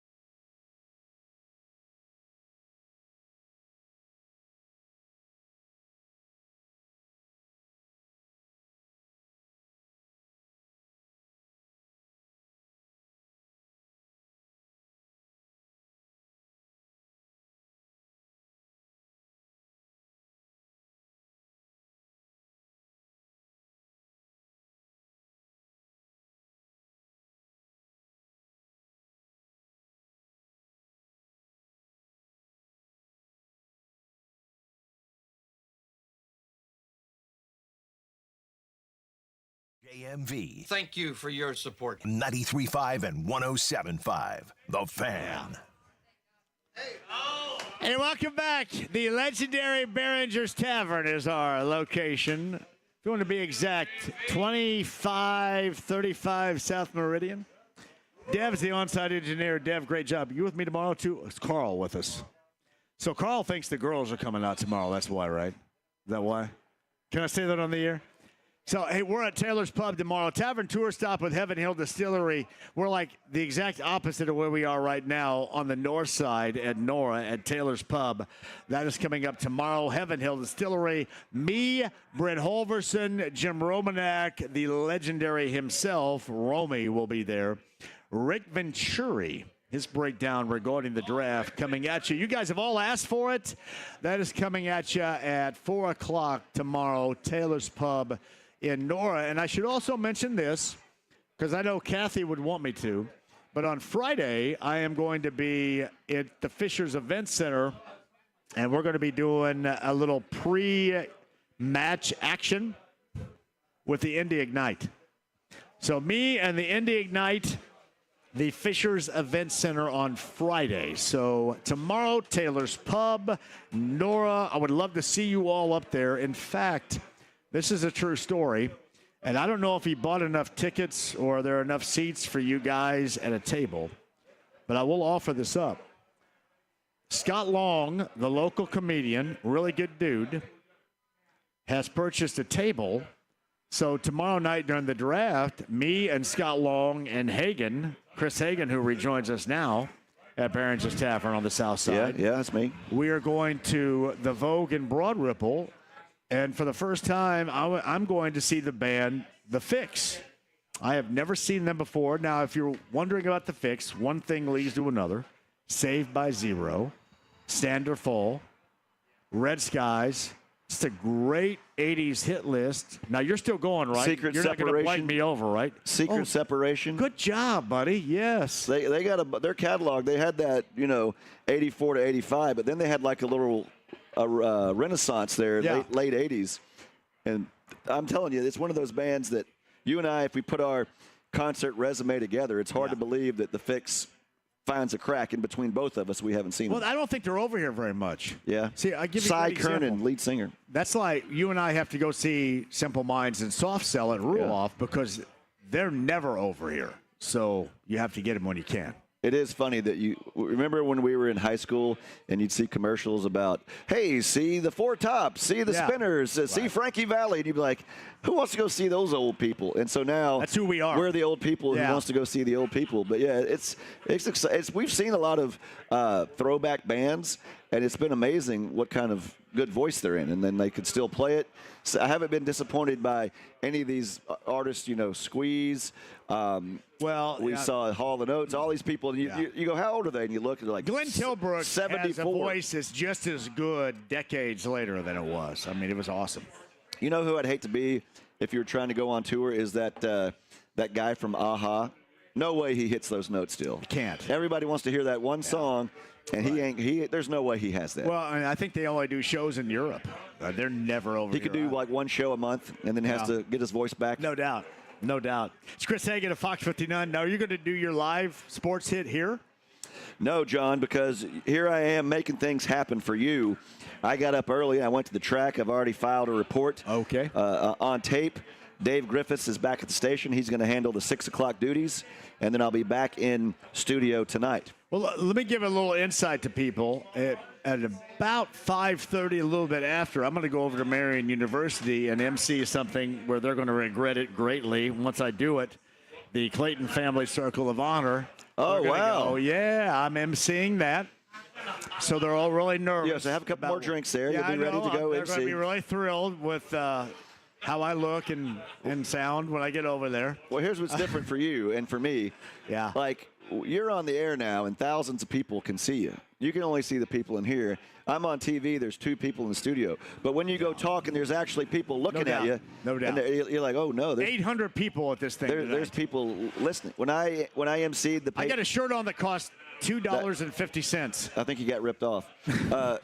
when I emceed the Peyton Manning statue thing, yeah, it was like thousands. I was fine looking over here, but then when I looked over to like the VIP section, and looking at me is David Letterman, Archie Manning, Roger Goodell, and I'm like, David Deering's hey, Big Dave. David Deering. You just don't look people in the eye, because that really freaks me out because they realize everybody is listening to you. Yeah. Like you have their attention. Yeah. As of right now on the radio, I don't think anybody's listening. You know, I just feel like I'm talking to you. They will. Hey, but they when drive by and they honk. But when they like South Meridian, Barringers, when you drive by, I want you to stop. But please, if you drive by and you can't give us a stop, honk. make sure you honk. Give us a pressed ham when you drive by. Yes. We'd like to see that. Give us Where's a honk. David? Was he leaving? He's right there. Oh, okay. I thought he was coming in this way. Look at this guy. Look at David Deering. Good to see you, pal. David Deering, former producer, former fan, is a great guy. One of my all-time all-time favorites. Fan, yeah. too. Some people say, oh, he's a racer. This guy's a racing fan. He's not just acting like it. Well, he likes NASCAR, and he's like one of the 5 remaining out there that like NASCAR. He likes that old Kyle Busch. He likes that old Kyle Busch. But let me ask him a question. Hey, Darren, jump over here really quick. I'm going to ask you one quick question. We're back to the Pacers and the Colts draft in a second, but ask David Deering the question. Go ahead. Okay, out there at the testing today, I saw Kyle Larson, and I can only think he's the wrong Kyle in your mind from NASCAR to the 500. Yeah, he's the wrong Kyle in the Arrow McLaren car. That should have been Kyle Busch in that car. And he'll let you know about that, won't he? Oh, yeah. How do you think he would have fared? We know his brother came over here and did the double. How would Kyle have done? Well, what do you do? Kyle is twice the champion of Kurt, so if Kurt can finish 6th in the 500, then Kyle could damn near win the race. It's sad that, like we just saw last week, Tony Stewart, he won an NHRA Top Fuel, so he's won at everything except for F1. He has won at everything, and I think Kyle Busch is a guy that's like that. Put him in anything, he's going to go compete. Maybe not lately. He's kind of struggled since he went to Childress, but in his glory days at Gibbs, he could win at everything. His resume, but Larson's up there. If you think about the all-time greats, throw him up there with AJ. Like anything, give him a shopping cart with 4 wheels and let him go. Are you a banker now? Pretty much. Good for you, man. I know. That's smart. They make me wear collared shirts and long pants and shower. You don't miss this at all, do you? I miss the day-to-day. Yeah. I don't miss a lot of other things. Yeah. Well, I mean, a lot of the other things no longer exist. I know some things do. Yeah, some things do, but well, it's good to see you, man. Good to see you guys. South Side guy, right? Yep. Right there. Did you go out to the track for testing today? Unfortunately, no. I wanted to so bad. I wanted to call a sick day in, but work's just been too busy. Well, you got the month of May to concentrate on. Oh, and that's when I'm off. If there's cars on track, I'm on vacation. Did you guys know that Braun's Funtime Campers are providing me an RV in the Coke Lot for race weekend? And I'm doing the JMV takeover from the Coke Lot on Saturday Does that night. thing have two bedrooms in it? There we go. There's a honk right there. It's got, they knew who they were dealing with. They gave me like 19 bedrooms and no toilet. What are you, Hugh Hefner? Because I get to race morning like at 5 a.m. like you do. That'd be nice to crash there. I'll be there. David Deering, everybody. It's good to see you, pal. Good to see you guys. Thanks for coming out. Good to see you. Break. We'll come back. Hagen on the other side. JJ, top of the hour. We're at the legendary Barringers Tavern, South Meridian. Honk if you drive by, but damn, stop. We would love to see you. Have a beer with you as well. Barringers on South Meridian on 93.5 and 107.5 The Fan.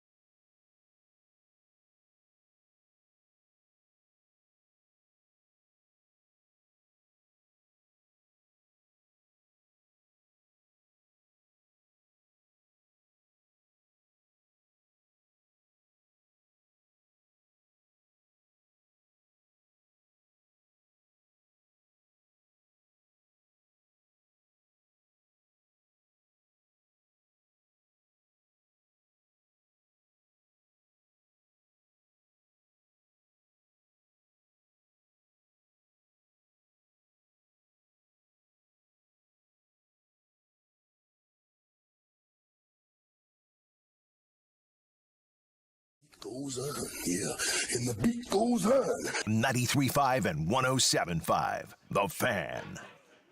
Hagen, Daring, JMV, Deb's the onside engineer. James back at the studio. South Meridian and the legendary Barringers Tavern. Rob is the owner. Patrick is here as well.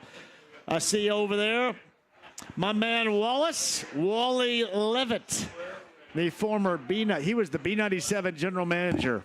He worked for the late, great Art Ngotti. Remember that Art Ngotti tried to create the Major League Baseball team, the Indy Arrows, back in the day here. Art Ngotti. And Art also didn't really want to pay anybody that worked for him. It's a good business model. No. Art used to have this very distinct voice. He talked like this.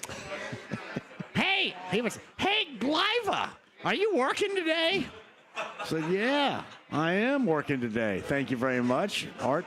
His son, Arthur, who is a very good dude, runs, I believe it's still. Hey, Wally, is it artistic media partner still with Artie? Yeah, that's Art's son, Arthur, that I like. I like Artie and his wife, Amber, who grew up in Bloomfield and Greene County a great deal. So they're people I like a great deal. You know, I listen with bated breath to every commercial you do. Yes. And I couldn't help but notice you question my testosterone I kind of wondered where it is. Are you okay with that? Little, I feel maybe your libido's lacking. You know, the way I calmly react to that and don't take offense means that my tea is just fine. Is it? My tea is just fine. No. I've never, I don't know. I'm just lucky. Here's how technology has come. Yeah. It was like watching the movie Ghost. Like those he had a button and all those knobs. Yeah, they just go. In the old days, we had to do you had to go and fade them and drop them. If you did the wrong one, you were screwed. So you're just taking the easy way out over here, just mashing a button and those things go up and down. Speaking of whoa, what is this? Wow. Speaking of knobs, those that thought that Tyrese Halliburton is overrated simply don't watch the Pacers and understand exactly what he means to this overall team concept, which is the reason why the Pacers are good. Yeah, 21 and 12 last night, the distributor.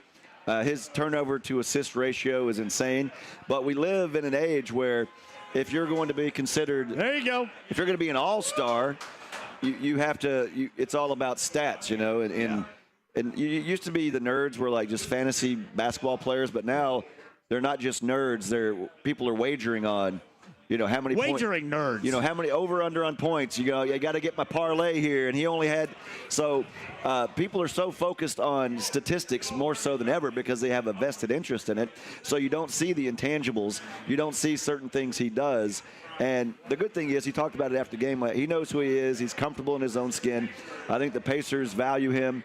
Rick Carlisle dropped a profanity-laced defense of him, talking about this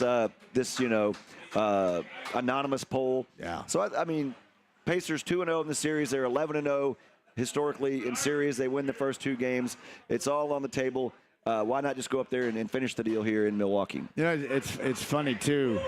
Somebody had sent me a message a couple of weeks ago and said, hey, your boy Miles, he robbed me of my parlay. And I said, good, I'm glad. I hope your parlay's completely foobar, you jackass. Seriously. I love it when you tell me your parlay is screwed.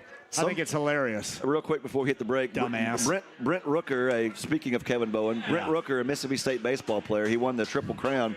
He's been an all-star in the majors. And somebody direct messaged him on X and said, you ruined my parlay. And he responded to him, I could not care less about you. Like he responded to it. And then the guy posted, and it became finally an athlete has responded, and let him know, I could not care less about your parlay. I hope your parlay is screwed. I think it's hilarious your parlay is screwed. That's exactly what I said, too. Hagen is here. Our friend David Daring is here. JJ is coming up on the other side. The old band is back together again. Pacers Game 3 Friday night in Milwaukee, up 2-0, best of 7. We're at the legendary Barringers Tavern on South Meridian. Honk if you're driving by on South Meridian. If you can, stop. We would love to see you. Taylor's Pub, Heaven Hill Distillery Tavern Tour stop tomorrow. The Indy Ignite volleyball team Fishers Event Center on Friday. We're just getting started. David Dering's rocking some Air Jordans that are outstanding, by the way, too. Quick break. We'll come back. Barringers Tavern, South Side, South Meridian, 93.5, 107.5 The Fan.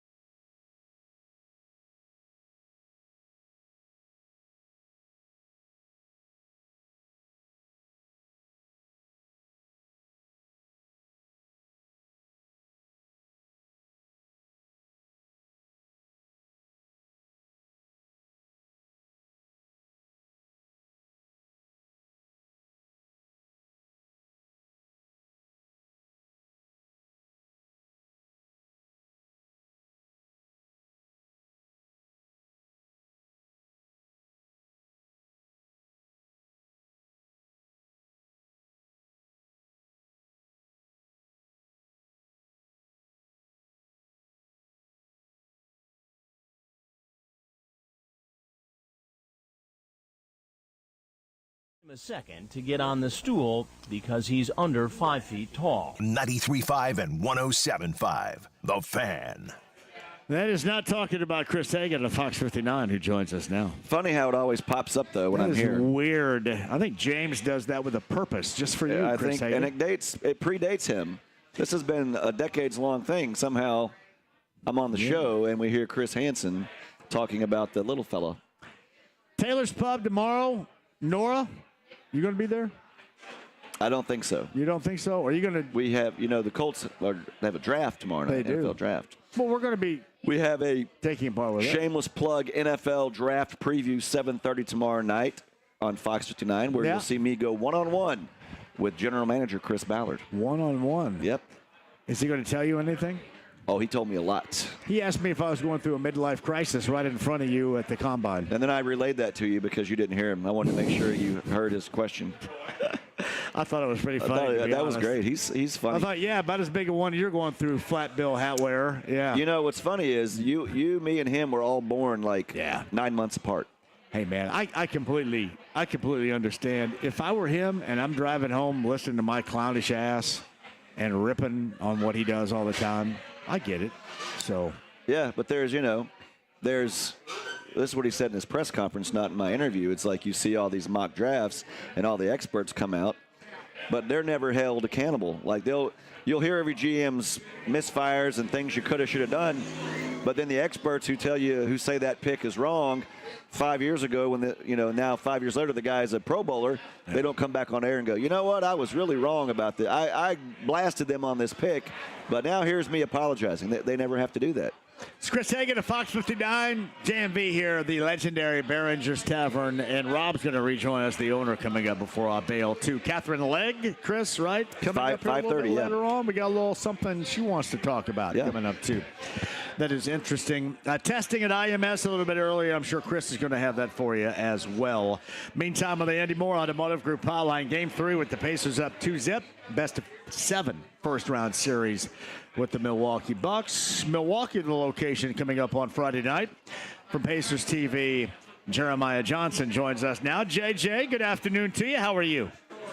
Good afternoon. Here you've got a partner with you, just like old times, JJ and Hagan. You can't beat that. Exactly. Did you guys get really good numbers back when you were together on 59, or crap numbers? Do you remember? They were through the roof. Did you guys beat Anthony Calhoun at Wish TV Channel 8 back when you guys were going against him? I do know that either JJ or Ken Sothman sent me a picture the other day, and it was from inside a Colts program, and it was a picture of Denary, JJ, and me inside the Colts program. Oh, really? Yeah, the triumvirate. Where's Eric Ritchie? Eric Ritchie's in New Orleans. He's got hair like Michael Landon, flowing locks. He does. He's a little pipsqueakish dude, isn't he, too? A little pipsqueak kind of guy. No, he was bigger than me. Was he really? Yeah, he's taller than me. Eric Ritchie's taller than you? Yeah. Oh, I didn't know. He streams his show a lot, so you might have some answering to do. Well, and what's he going to do about it? Zero. Does he still tap the highlighter on the set when he's in the sportscast, Hagan? That's a deep cut from JJ there. Hey, I want to start with the Pacers from last night. I mentioned this to Bowen about an hour ago, Jeremiah. I thought last night was really a microcosm of the entirety of the season. I mean, they started out like we've seen them recently, and then kind of went through some quarters down the stretch that was also reminiscent of those times we've gone through this season. And then you saw just a professional finish. So I think really you saw a lot of what Pacer fans have seen throughout the season in that culmination of game number 2 last night. What say you? I see some similarities, but the one difference is I never saw any relaxation or let up in effort. They didn't execute to their, perfection throughout the course of the game. But every time the Bucks tried to make a little run, with the exception of there in the fourth quarter when it got to be a 13-0 run, but the rest of the time it would be like 5-0 and the Pacers would answer. And the Pacers, the best thing about going into game 3 with a 2-0 lead is I feel like they've got their best game in front of them. They did a lot of really good things in game 1 to build that lead, and they started strong and were able to keep the lead for the entirety of Game 2. But there are a lot of things, if they're probably looking at the film today or tomorrow and then practicing before Friday's game, I'm guessing there still are a lot of things that the coaching staff can show the players and say, we can do this better. And the one thing I never saw is they never let up in any way with their physicality, with their force, with their effort. That was always there. The execution had some lapses, but again, they were never long enough to really cause them a problem. And sometimes you think starts in games a little overrated in the NBA. Not so much with this team. When they start strong, when they have the lead after one quarter, when they have the lead at halftime, they've got a phenomenal record. And the start to that game, scoring 40 points in that first quarter, it really is what allowed them to have an 8-point win when all is said and done. Jeremiah, one play doesn't win a game, and one play certainly doesn't win a series, but I don't think you can underestimate how big that shot was by Siakam to end that 13-0 run. It's late in the shot clock. If that is a missed shot and a Bucks defensive rebound, I mean, who knows where that game in this series goes from there. Yeah, I felt like at the 6-minute mark, at the 5-minute mark, it still would have taken a lot of things to go wrong to not win that game. But when Lillard hits the logo three, and it's a one-possession game, and the Pacers' offense had really slowed down. I mean, it wasn't the same as it was through 3.5 quarters. You had a little bit of concern. And the one thing that I'll give a lot of credit to is Rick Carlisle and the coaching staff is you can get worried in the playoffs. You can, feel the pressure and want to overplay your main guys and see those minutes get up into 38, 39, 40. When Pascal Siakam checked back into the game, now he did start the fourth quarter with the second unit as he often does, but then he went back to the bench. He came back in at about the 4-minute mark, and it was important, I think, for him to finish strong, to have that little break in the middle of the fourth quarter. And when things are going poorly, you could probably be tempted to get him in earlier or to never even take him out of a game. As we saw, in Game 1, the Bucks had that second unit plus Giannis group in from the middle of the third quarter, pretty much on through the end of the game. They're standing with their principles. They're still relying on their second unit to allow the starters to be fresh late. And I thought Siakam, just having that little break in the middle of the fourth quarter was probably what allowed him to calmly, knock down that three-point shot. And again, him having that championship experience, no moment will be too big for him. He's not going to make every shot, but he's never going to shy away from the moment. And I don't want to know what would have happened if that had not been a basket on that possession and the Bucks would have gone down and taken the lead. Right there with you. AAA Membership Lounge via YouTube Live. Jeremiah Johnson on the Andy Moore Automotive Group hotline. Our location today, Barringers Tavern, South Meridian, with 93.5 and 107.5 The Fan. There's another honk right there. Andrew Nembhard, and I know we're in early stages of things here, but how are we thinking about him in terms of big shot making with Pacers of all time? Is that fair to say right now, or are we still way too early in that? Probably way too early, although, Travis Best was in the building for Game 1, and he hit that big shot in Game 5 of that first-round series that the Pacers would go on to their only NBA Finals appearance. And I think probably not really remembering everything about Travis Best's game.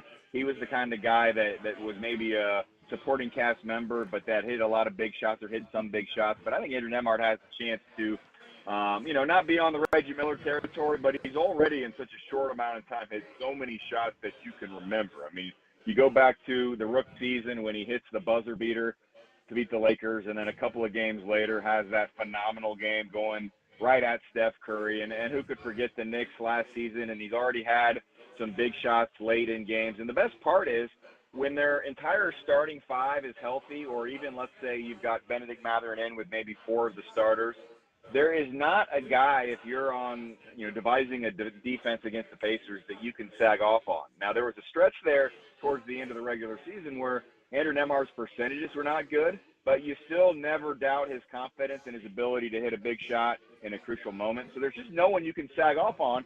And if there was a guy, it maybe would have been, let's say, Andrew Nembhard. I mean, what have you seen? You cannot do that now. So it eliminates teams from maybe relaxing off one guy or doubling a Tyrese Halliburton or, let's say, a Pascal Siakam, because if those guys feel a double, they're immediately going to find the open guy. And if that open player is Andrew Nembhard in a crucial situation or with the shot clock winding down or when you really need a basket, I'm pretty much just writing 3 down on my score chart when he lets it go, because I've seen it enough times now in just his third year in the league. Yeah, JJ, you mentioned Travis Best. That shot, forget three-pointers by Reggie. You think about the one against the Bulls and all that. If Best doesn't make that three, they were trailing in Game 5. It was best of 5 back then. The Pacers were the 1 seed, Bucks were the 8. If he doesn't make that shot in the final minute, that Pacers team is one of the laughingstocks of all time, as one of the few ones losing to an 8. Instead, they go all the way to the NBA Finals. And the late, great Dave Benner hooked me up with Travis during the pandemic. It was hard to find stories, so we did a 20-year anniversary of that shot, and he talked about how people still remind him of that, and that's one of the most maybe under-the-radar great moments in Pacers history. Funny to think about that, 25 years later from going to the finals, here they are with the Bucks again in the first round. A lot of the Pacers and Coach Rick Carlisle were poo-pooing my idea about what a great rivalry this has become. I know the fans are bought in. They've played 17 times the past 2 years in the playoffs, 2 consecutive seasons. You can see the skirmishes we've had in the first 2 games. I love it. I think fans love to have a team. You love to see your team do well, but you love to be beating a team that you've grown to hate as well. Yeah, I mean, early on in last season's series, and it all started obviously with the Oscar Tshiebwe first NBA points that led to Giannis getting upset about the basketball, and it really just carried on from there. And I know some of it's just time sport situation, we like to say, and when you ask that question to Rick Carlisle, I'm kind of proud of the Tyrese Halliburton, how many times in the last 2 weeks he's acknowledged, we don't like them, they don't like us, this is a rivalry. Now, I suppose every single time asked, maybe you want to downplay it just a little bit. But what we saw on the court for the first 2 games, it backs up everything you were saying. The fans definitely like it. And Pat Bowen and I on our weekly podcast, we occasionally have a rivalry meter. And I was thinking there was a time this season where the Pistons maybe had a chance to move past the Bucks in that dislike category, because some of those games got a little bit spicy. And I'm not saying down the road Pacers-Pistons doesn't have an opportunity to get to that level, but just by having, again, another playoff series against the Bucks, it's clear right now. These fan bases have a little bit of animosity. The players do as well. And it's honestly, it's pretty deep between Halliburton and Damian Lillard. You go back to All-Star Weekend last year, and the three-point shootout got a little intense, maybe more intense than normal three-point shootouts. And if you'll remember, in that game, Doc Rivers was the head coach.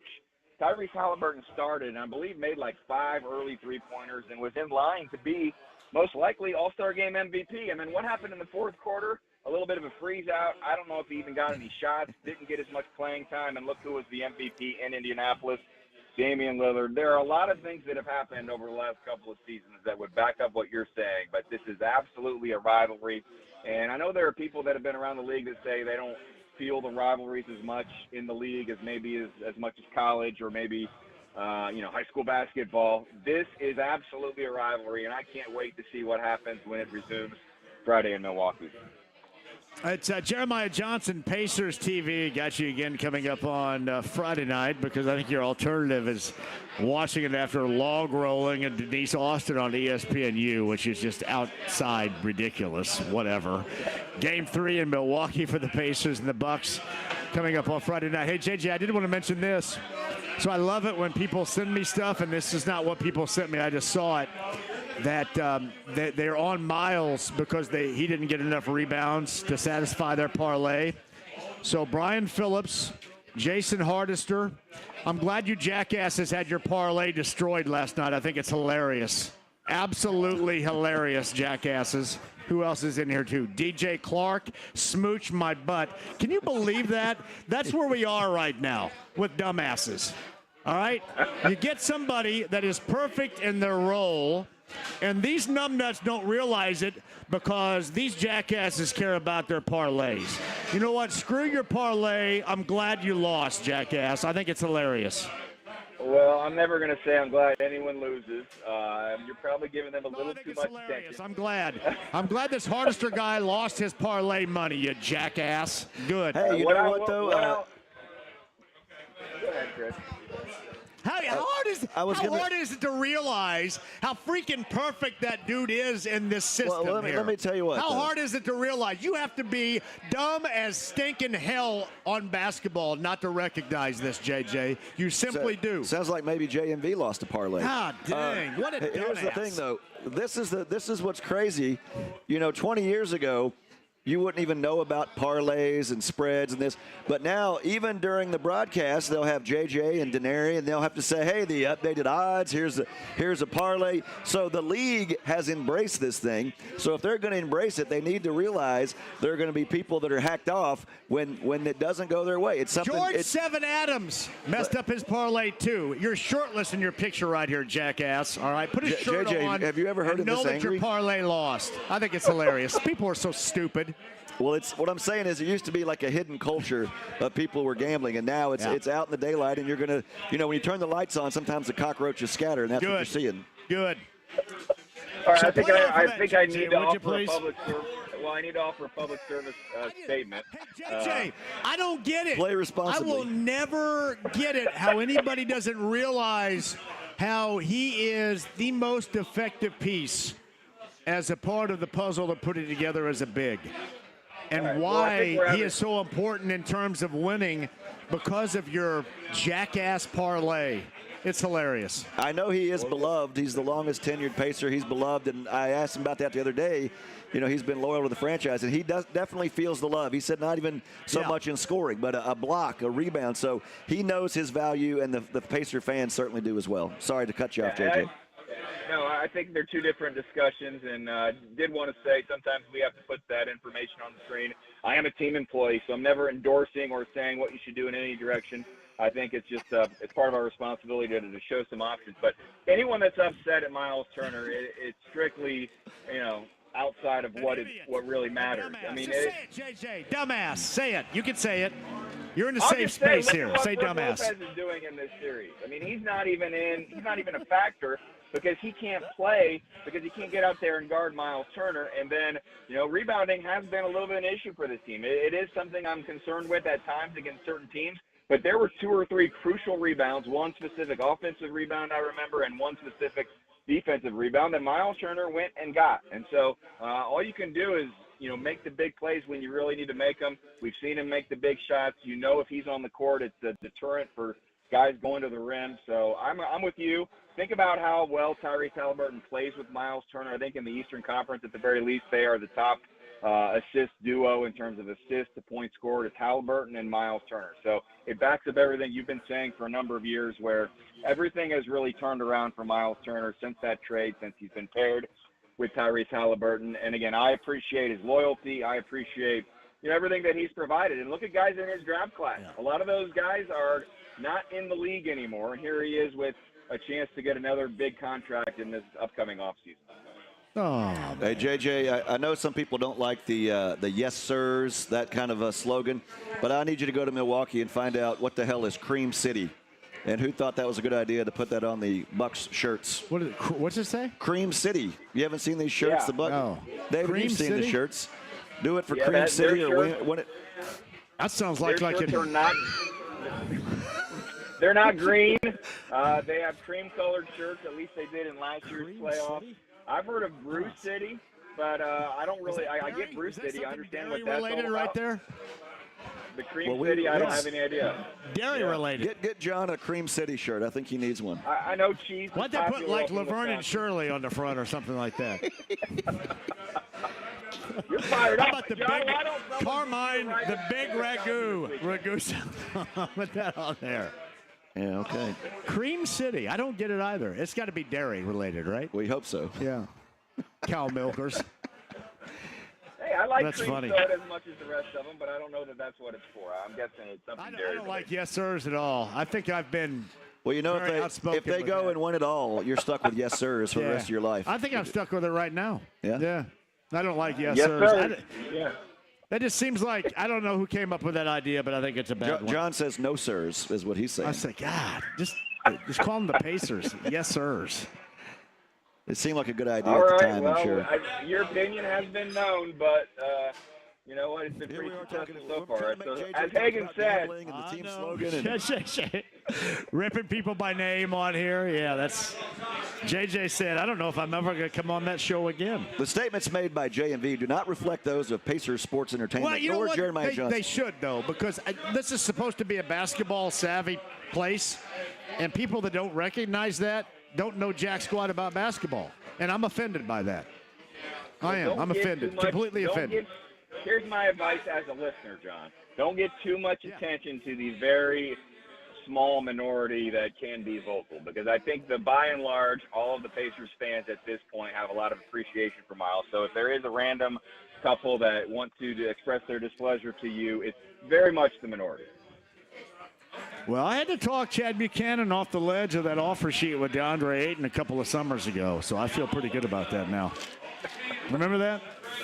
I do. It was like 2 hours of my life I can never give back right there that summer. I heard your last interview with Chad where you took a lot of credit for him keeping the roster together. So I don't know. There might be some empty offices over in that building. I don't know if they're going to hire you as a consultant or what right now. Hey, here's somebody else who's listening right now. If this goes to where we hope it goes, man, Steven Simon's got to reach in his pocket and get some money out, all right?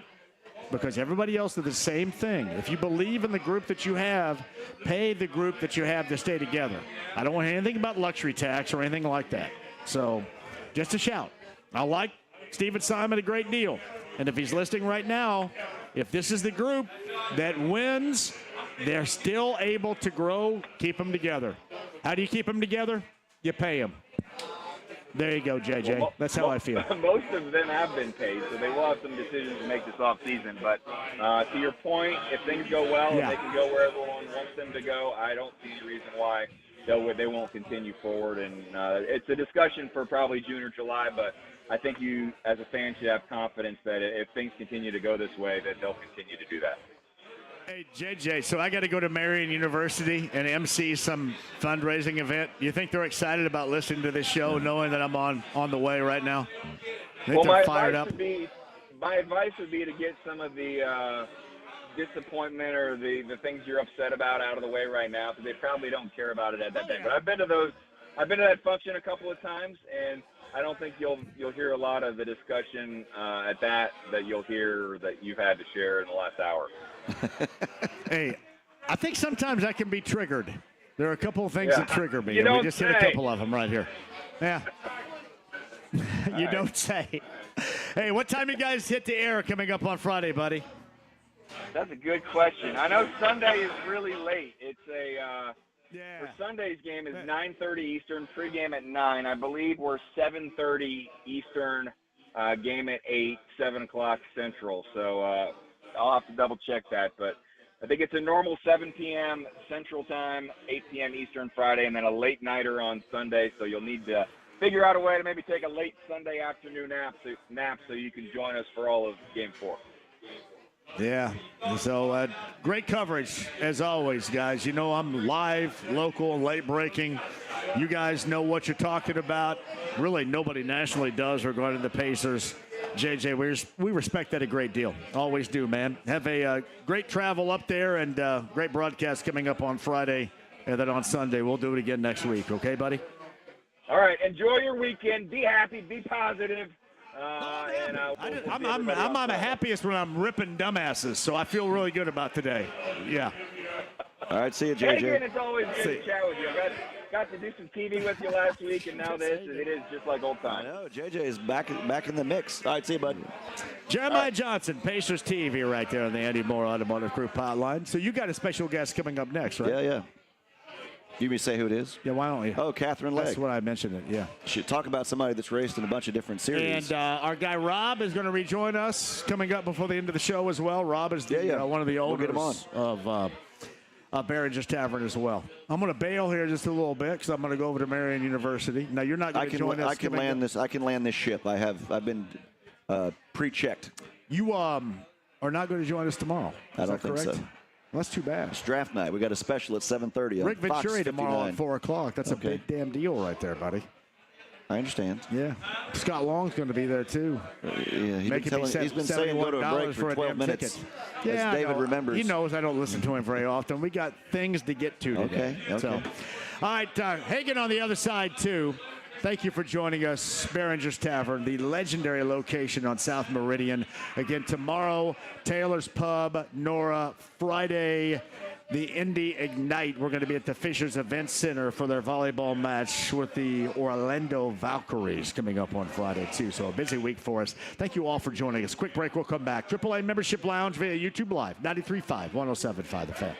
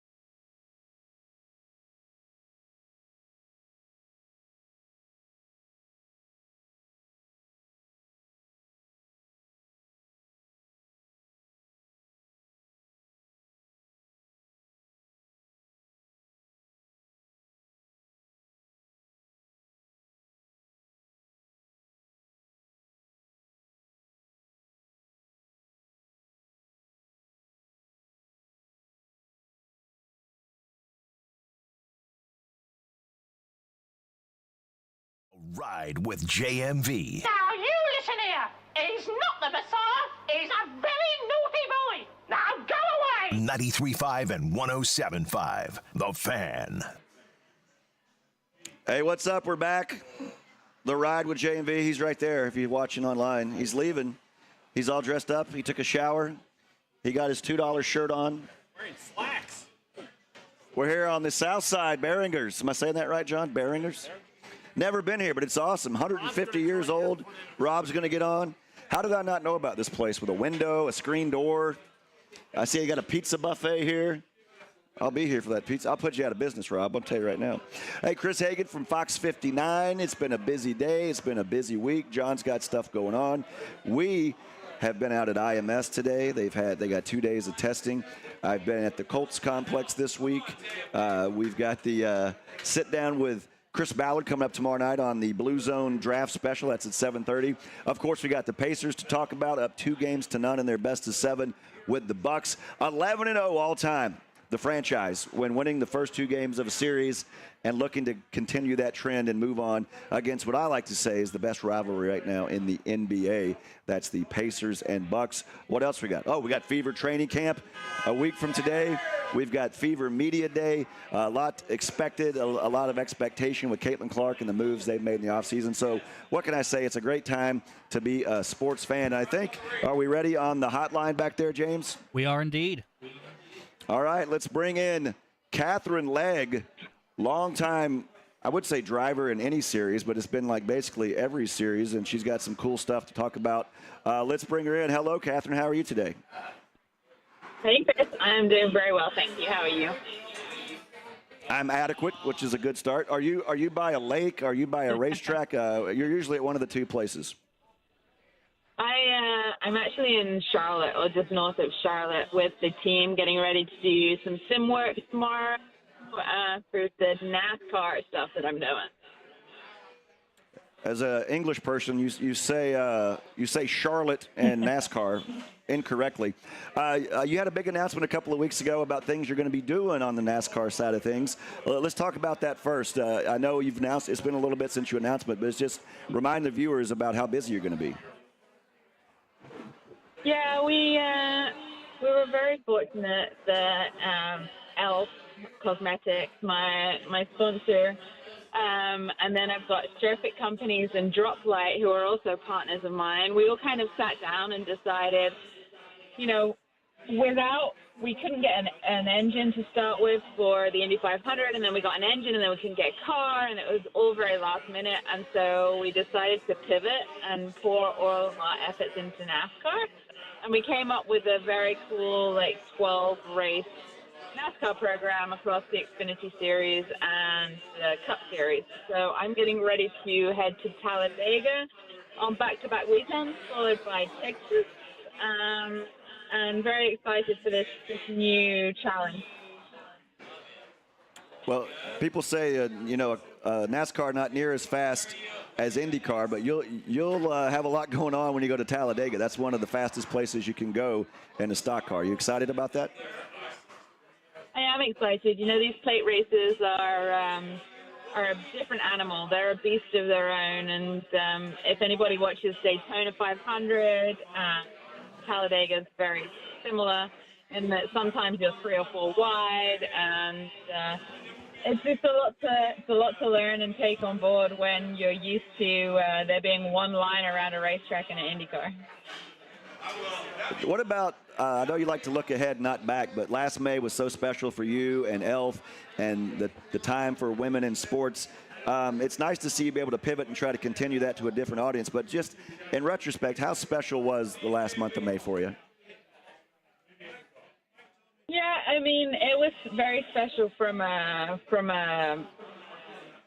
auxiliary point of view, I would say. It wasn't great from a performance standpoint because obviously I had to try and fight my way into the field, and then we blew an engine pretty soon there into the race after about 10 laps. But from a partner point of view, I couldn't be more proud to have partnered with Elf Cosmetics, and we really did bring this whole kind of girl power movement to IMS. And so that was that was really special. We're going to do the same thing over in NASCAR land and hope that they are as receptive to it as the IndyCar fans are. And I'm looking forward to doing great things with Droplight and Sherfick as well, who obviously saw what happened last May and wanted to partner with me. And so we have like a Desnuda tequila car coming up here in Texas. It hasn't been announced yet, so you're like literally the first person to know. But I am so excited about how great that car looks too. And as you know, I love tequila, so I'm beyond stoked to have two of the best partners in all of motorsports. Makeup and tequila, you can't beat that. But you can tell, talking with Katherine Legge, you can tell who the TV person is and who the racer is, because I'm thinking about all the great interviews you did last year and the activations and the sponsorships, and you go, well, yeah, that's great and all, but the engine blew. So you can tell where our priorities are in life. When you think about, you've gone out to Pikes Peak and all different kinds of, I'm looking for the term, disciplines in racing. There it is. Sports cars, every which thing. What does that say, without patting yourself on the back, I'll do it for you.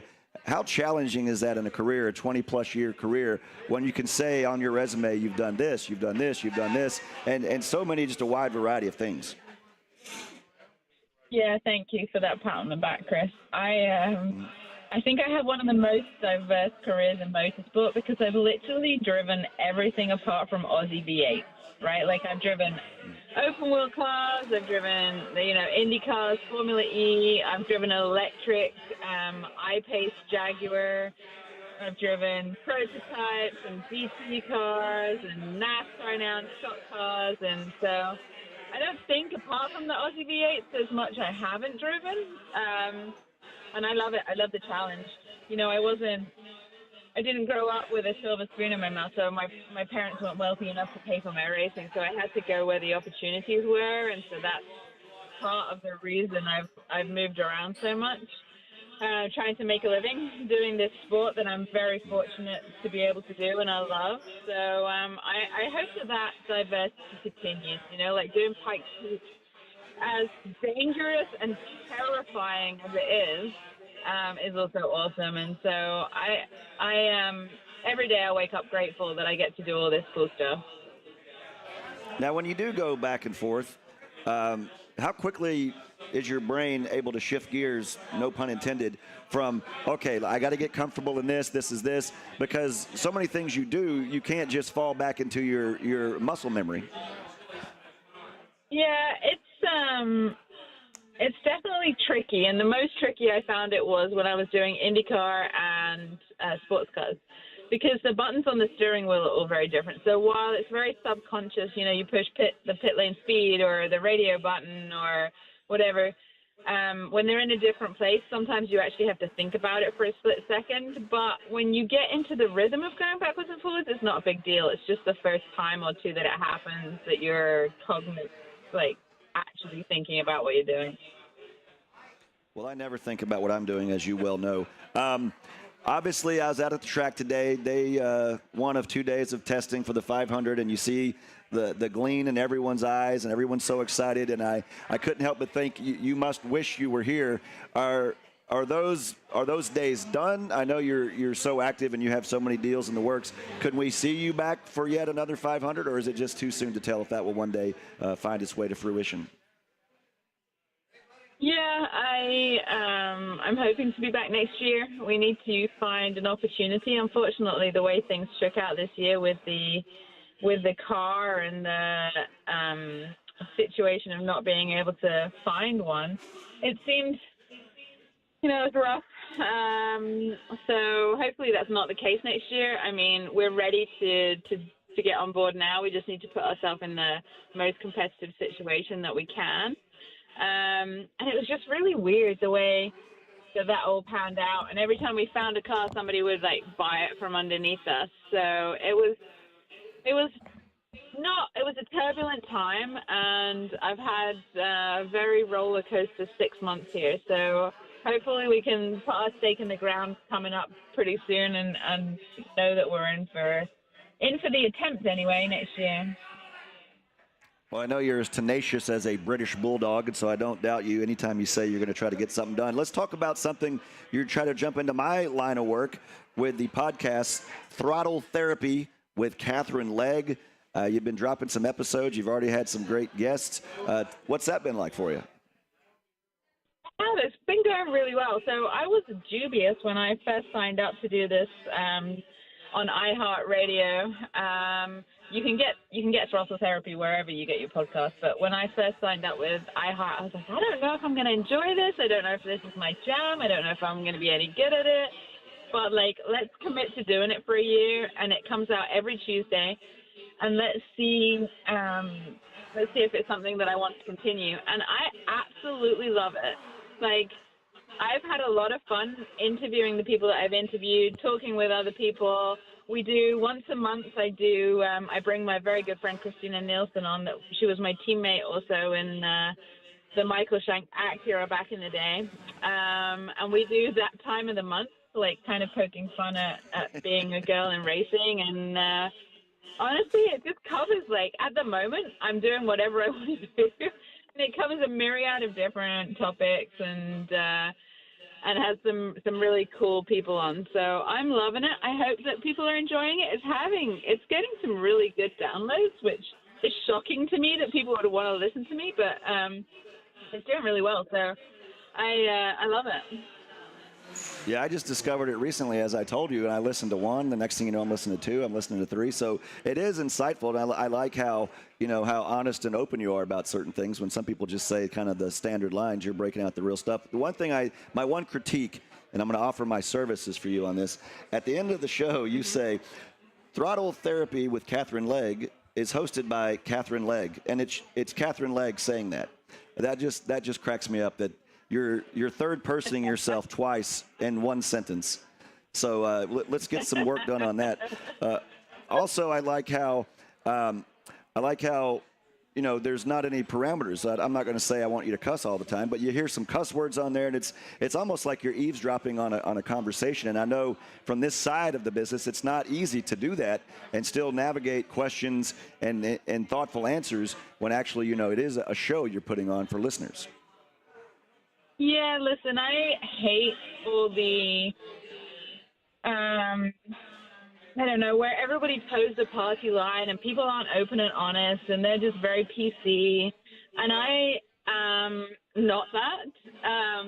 I am very authentic and I want to be authentic. And so this is genuinely me, my thoughts, my feelings. And I'm always going to do that. I get a lot of stick for it too, but I don't care, because I feel like if people actually are interested in me, then I owe it to them to be as authentic as possible. And so that is me. Well, when you think of it, yeah, there's a million options for podcasts. So why will you listen to one that's, it's competitive as racing? Why not have something different? Why not have some authenticity? And just like this, we talked to you 15 minutes and it's already gone. I got to hit a break. But as always, thank you for the time. We're excited about what you got going on, and we'll look for you down there in Talladega. I grew up in Alabama, so tell them I sent you. I will do. Thanks, Chris. Lovely talking with you.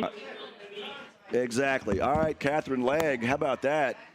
Check out the podcast. The most recent one is really, really awesome stuff. You got to take a listen.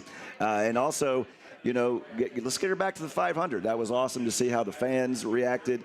So many young female fans checking that out and saying, hey, if I can see her doing that, I can do whatever I want as well. We're going to hit a break. When we come back for one more time, we're going to talk with one of the owners here of Barringers. Awesome place I just discovered. We're on the south side. Still come by and say hi if you want. You can honk.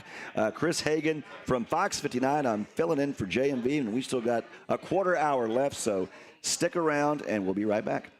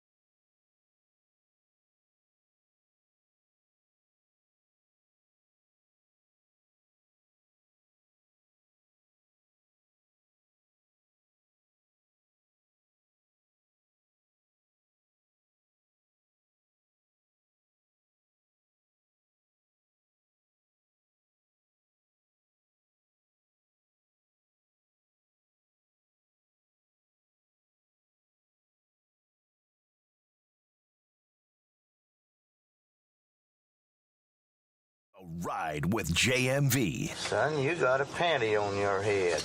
You drive fast, eh? 93.5 and 107.5. The Fan. The Ride with JMV, my ass. Where is he? Left me here all alone. Chris Hagan from Fox 59. We're going to take you home the rest of the way. John has some social engagements to which to attend. And so, like a true fan, out of the bullpen, I got loose. I came in. I'm going to put out the fire. I'm going to collect a save, hopefully, because this has been a winning show at Barringers. Am I saying that right? Barringers. Barringers. Yeah. You know, that's called a soft G. A hard G is Barringers. Right. Soft. I had a fight about this with Sam Ellinger, the guy that played for the Colts, the third-string quarterback. Sure. And so I asked the guy in the office, I said, hey, is it Ellinger or Ellinger? He said Ellinger, soft G. And I said, no, that's a hard G. So it started this whole long fight, so we won't have that one here. Rob, you're the executive owner, CEO. What's your title here? What's on your business card? Managing partner. Managing partner. See, I did have a traumatic head injury about 11 years ago, so my short-term memory is nothing. I could tell you what I did in 7th grade on this day, but names, things like that, I'm horrible. Let's talk about this spot. It's got a long history. That history was interrupted, but now it's vibrant and running once again. Tell us about the history of where we sit right now. Well, Barringers started in 1879. Wow. And it was an open business until about 2007. And then it sat dormant for 11 years. And we bought it, did a little revamp on it, and opened it in 2019 and brought back a neighborhood staple. I like it in that it looks great in here. And I'm trying to say this the right way. I don't want to take the wrong way. It has an old feel to it. It doesn't look like, you know what I'm saying? You see what I'm saying? It's purposeful. Yeah. You feel like the history's in here, and it goes back to, 150 years ago. You feel like, hey, if these walls could talk. Well, they do sometime. You got some other folks here with you. Give them a shout out too that are here. Yeah, my partner Patrick and my partner Kevin. They're both in the house, so that's nice of them. And yeah, it's been a fun ride. Buying into history or opening up a piece of history just was blowing my mind. I can't tell you the number of people that come in and say they used to be here. They used to come here with their parents or, that kind of thing. But, it's been around for 140 years. South Meridian Street, what's the address? 2535. And parking, you don't have to. When I was coming down here, I was like, am I going to have to pay to park or is there a meter? No, you park on the street, you park in the parking lot. Also, I see you wearing the Pacers hat, and this is obviously a sports show. It's a great place to come in. Have a few beverages of your choice, watch sports. I'm sure you get some good crowds on game days as well, don't you? Oh, yeah. I got a big Pacer fan contingent and Colts fans. And we got the big screen that we pull down on game days and the TVs there. Yeah. If I was a first timer, I'm coming in here and I'm gonna order something to eat. What are you gonna tell me to get? To eat, the menu's pretty varied. We serve a great tenderloin. We have a South Dakota staple called Chislick. Okay. Chislick. I'm a little nervous. What is a Chislick? Chislick is grilled steak pieces. Okay, I can handle that. Little marinade on there, a little spice. I heard the burgers are good as well. Burgers are great. The Barringer Bar Burger, get a double if you're going to do Barringer Bar it. Burger. That's some alliteration. Obviously, this is a great sports town. Do you find that business is better when the teams are winning and you got the excitement about the Pacers, you get excitement about the Fever? It seems like this place is going to do better when the teams are doing better. The city does better when the teams There you do go. better. Rob, you should run for office. That was pretty smooth. For the listeners at home, just to set the table for you, no pun intended, if you want to come down here, 2 days of testing at IMS today and tomorrow. They'll get a little speed boost tomorrow. We've got the NFL draft tomorrow night. We've got the Fever starting training camp. Their media day is a week from today. So always a chance to go see the Indianapolis Indians when they are at home. This is the perfect time of year if you're a sports person because literally everything is crossing over. The NBA playoffs, and we have hockey fans out there, NHL playoffs. If you're a sports fan, you're just going to have to stay up 24 hours a day right about now because that's what's going on. For sure. What's your favorite sport? NFL. NFL football. Okay. Well, the Colts draft pick tomorrow night. Tomorrow night at 7:30. Rob, I know you'll be watching. I have a special, a Blue Zone Colts draft preview. I go one-on-one with the Colts general manager, Chris Ballard. We talk about perhaps does he feel like he's on the hot seat. Some people say maybe they should have got rid of him, but I can tell you he's focused on this draft. He's looking strictly ahead to this year.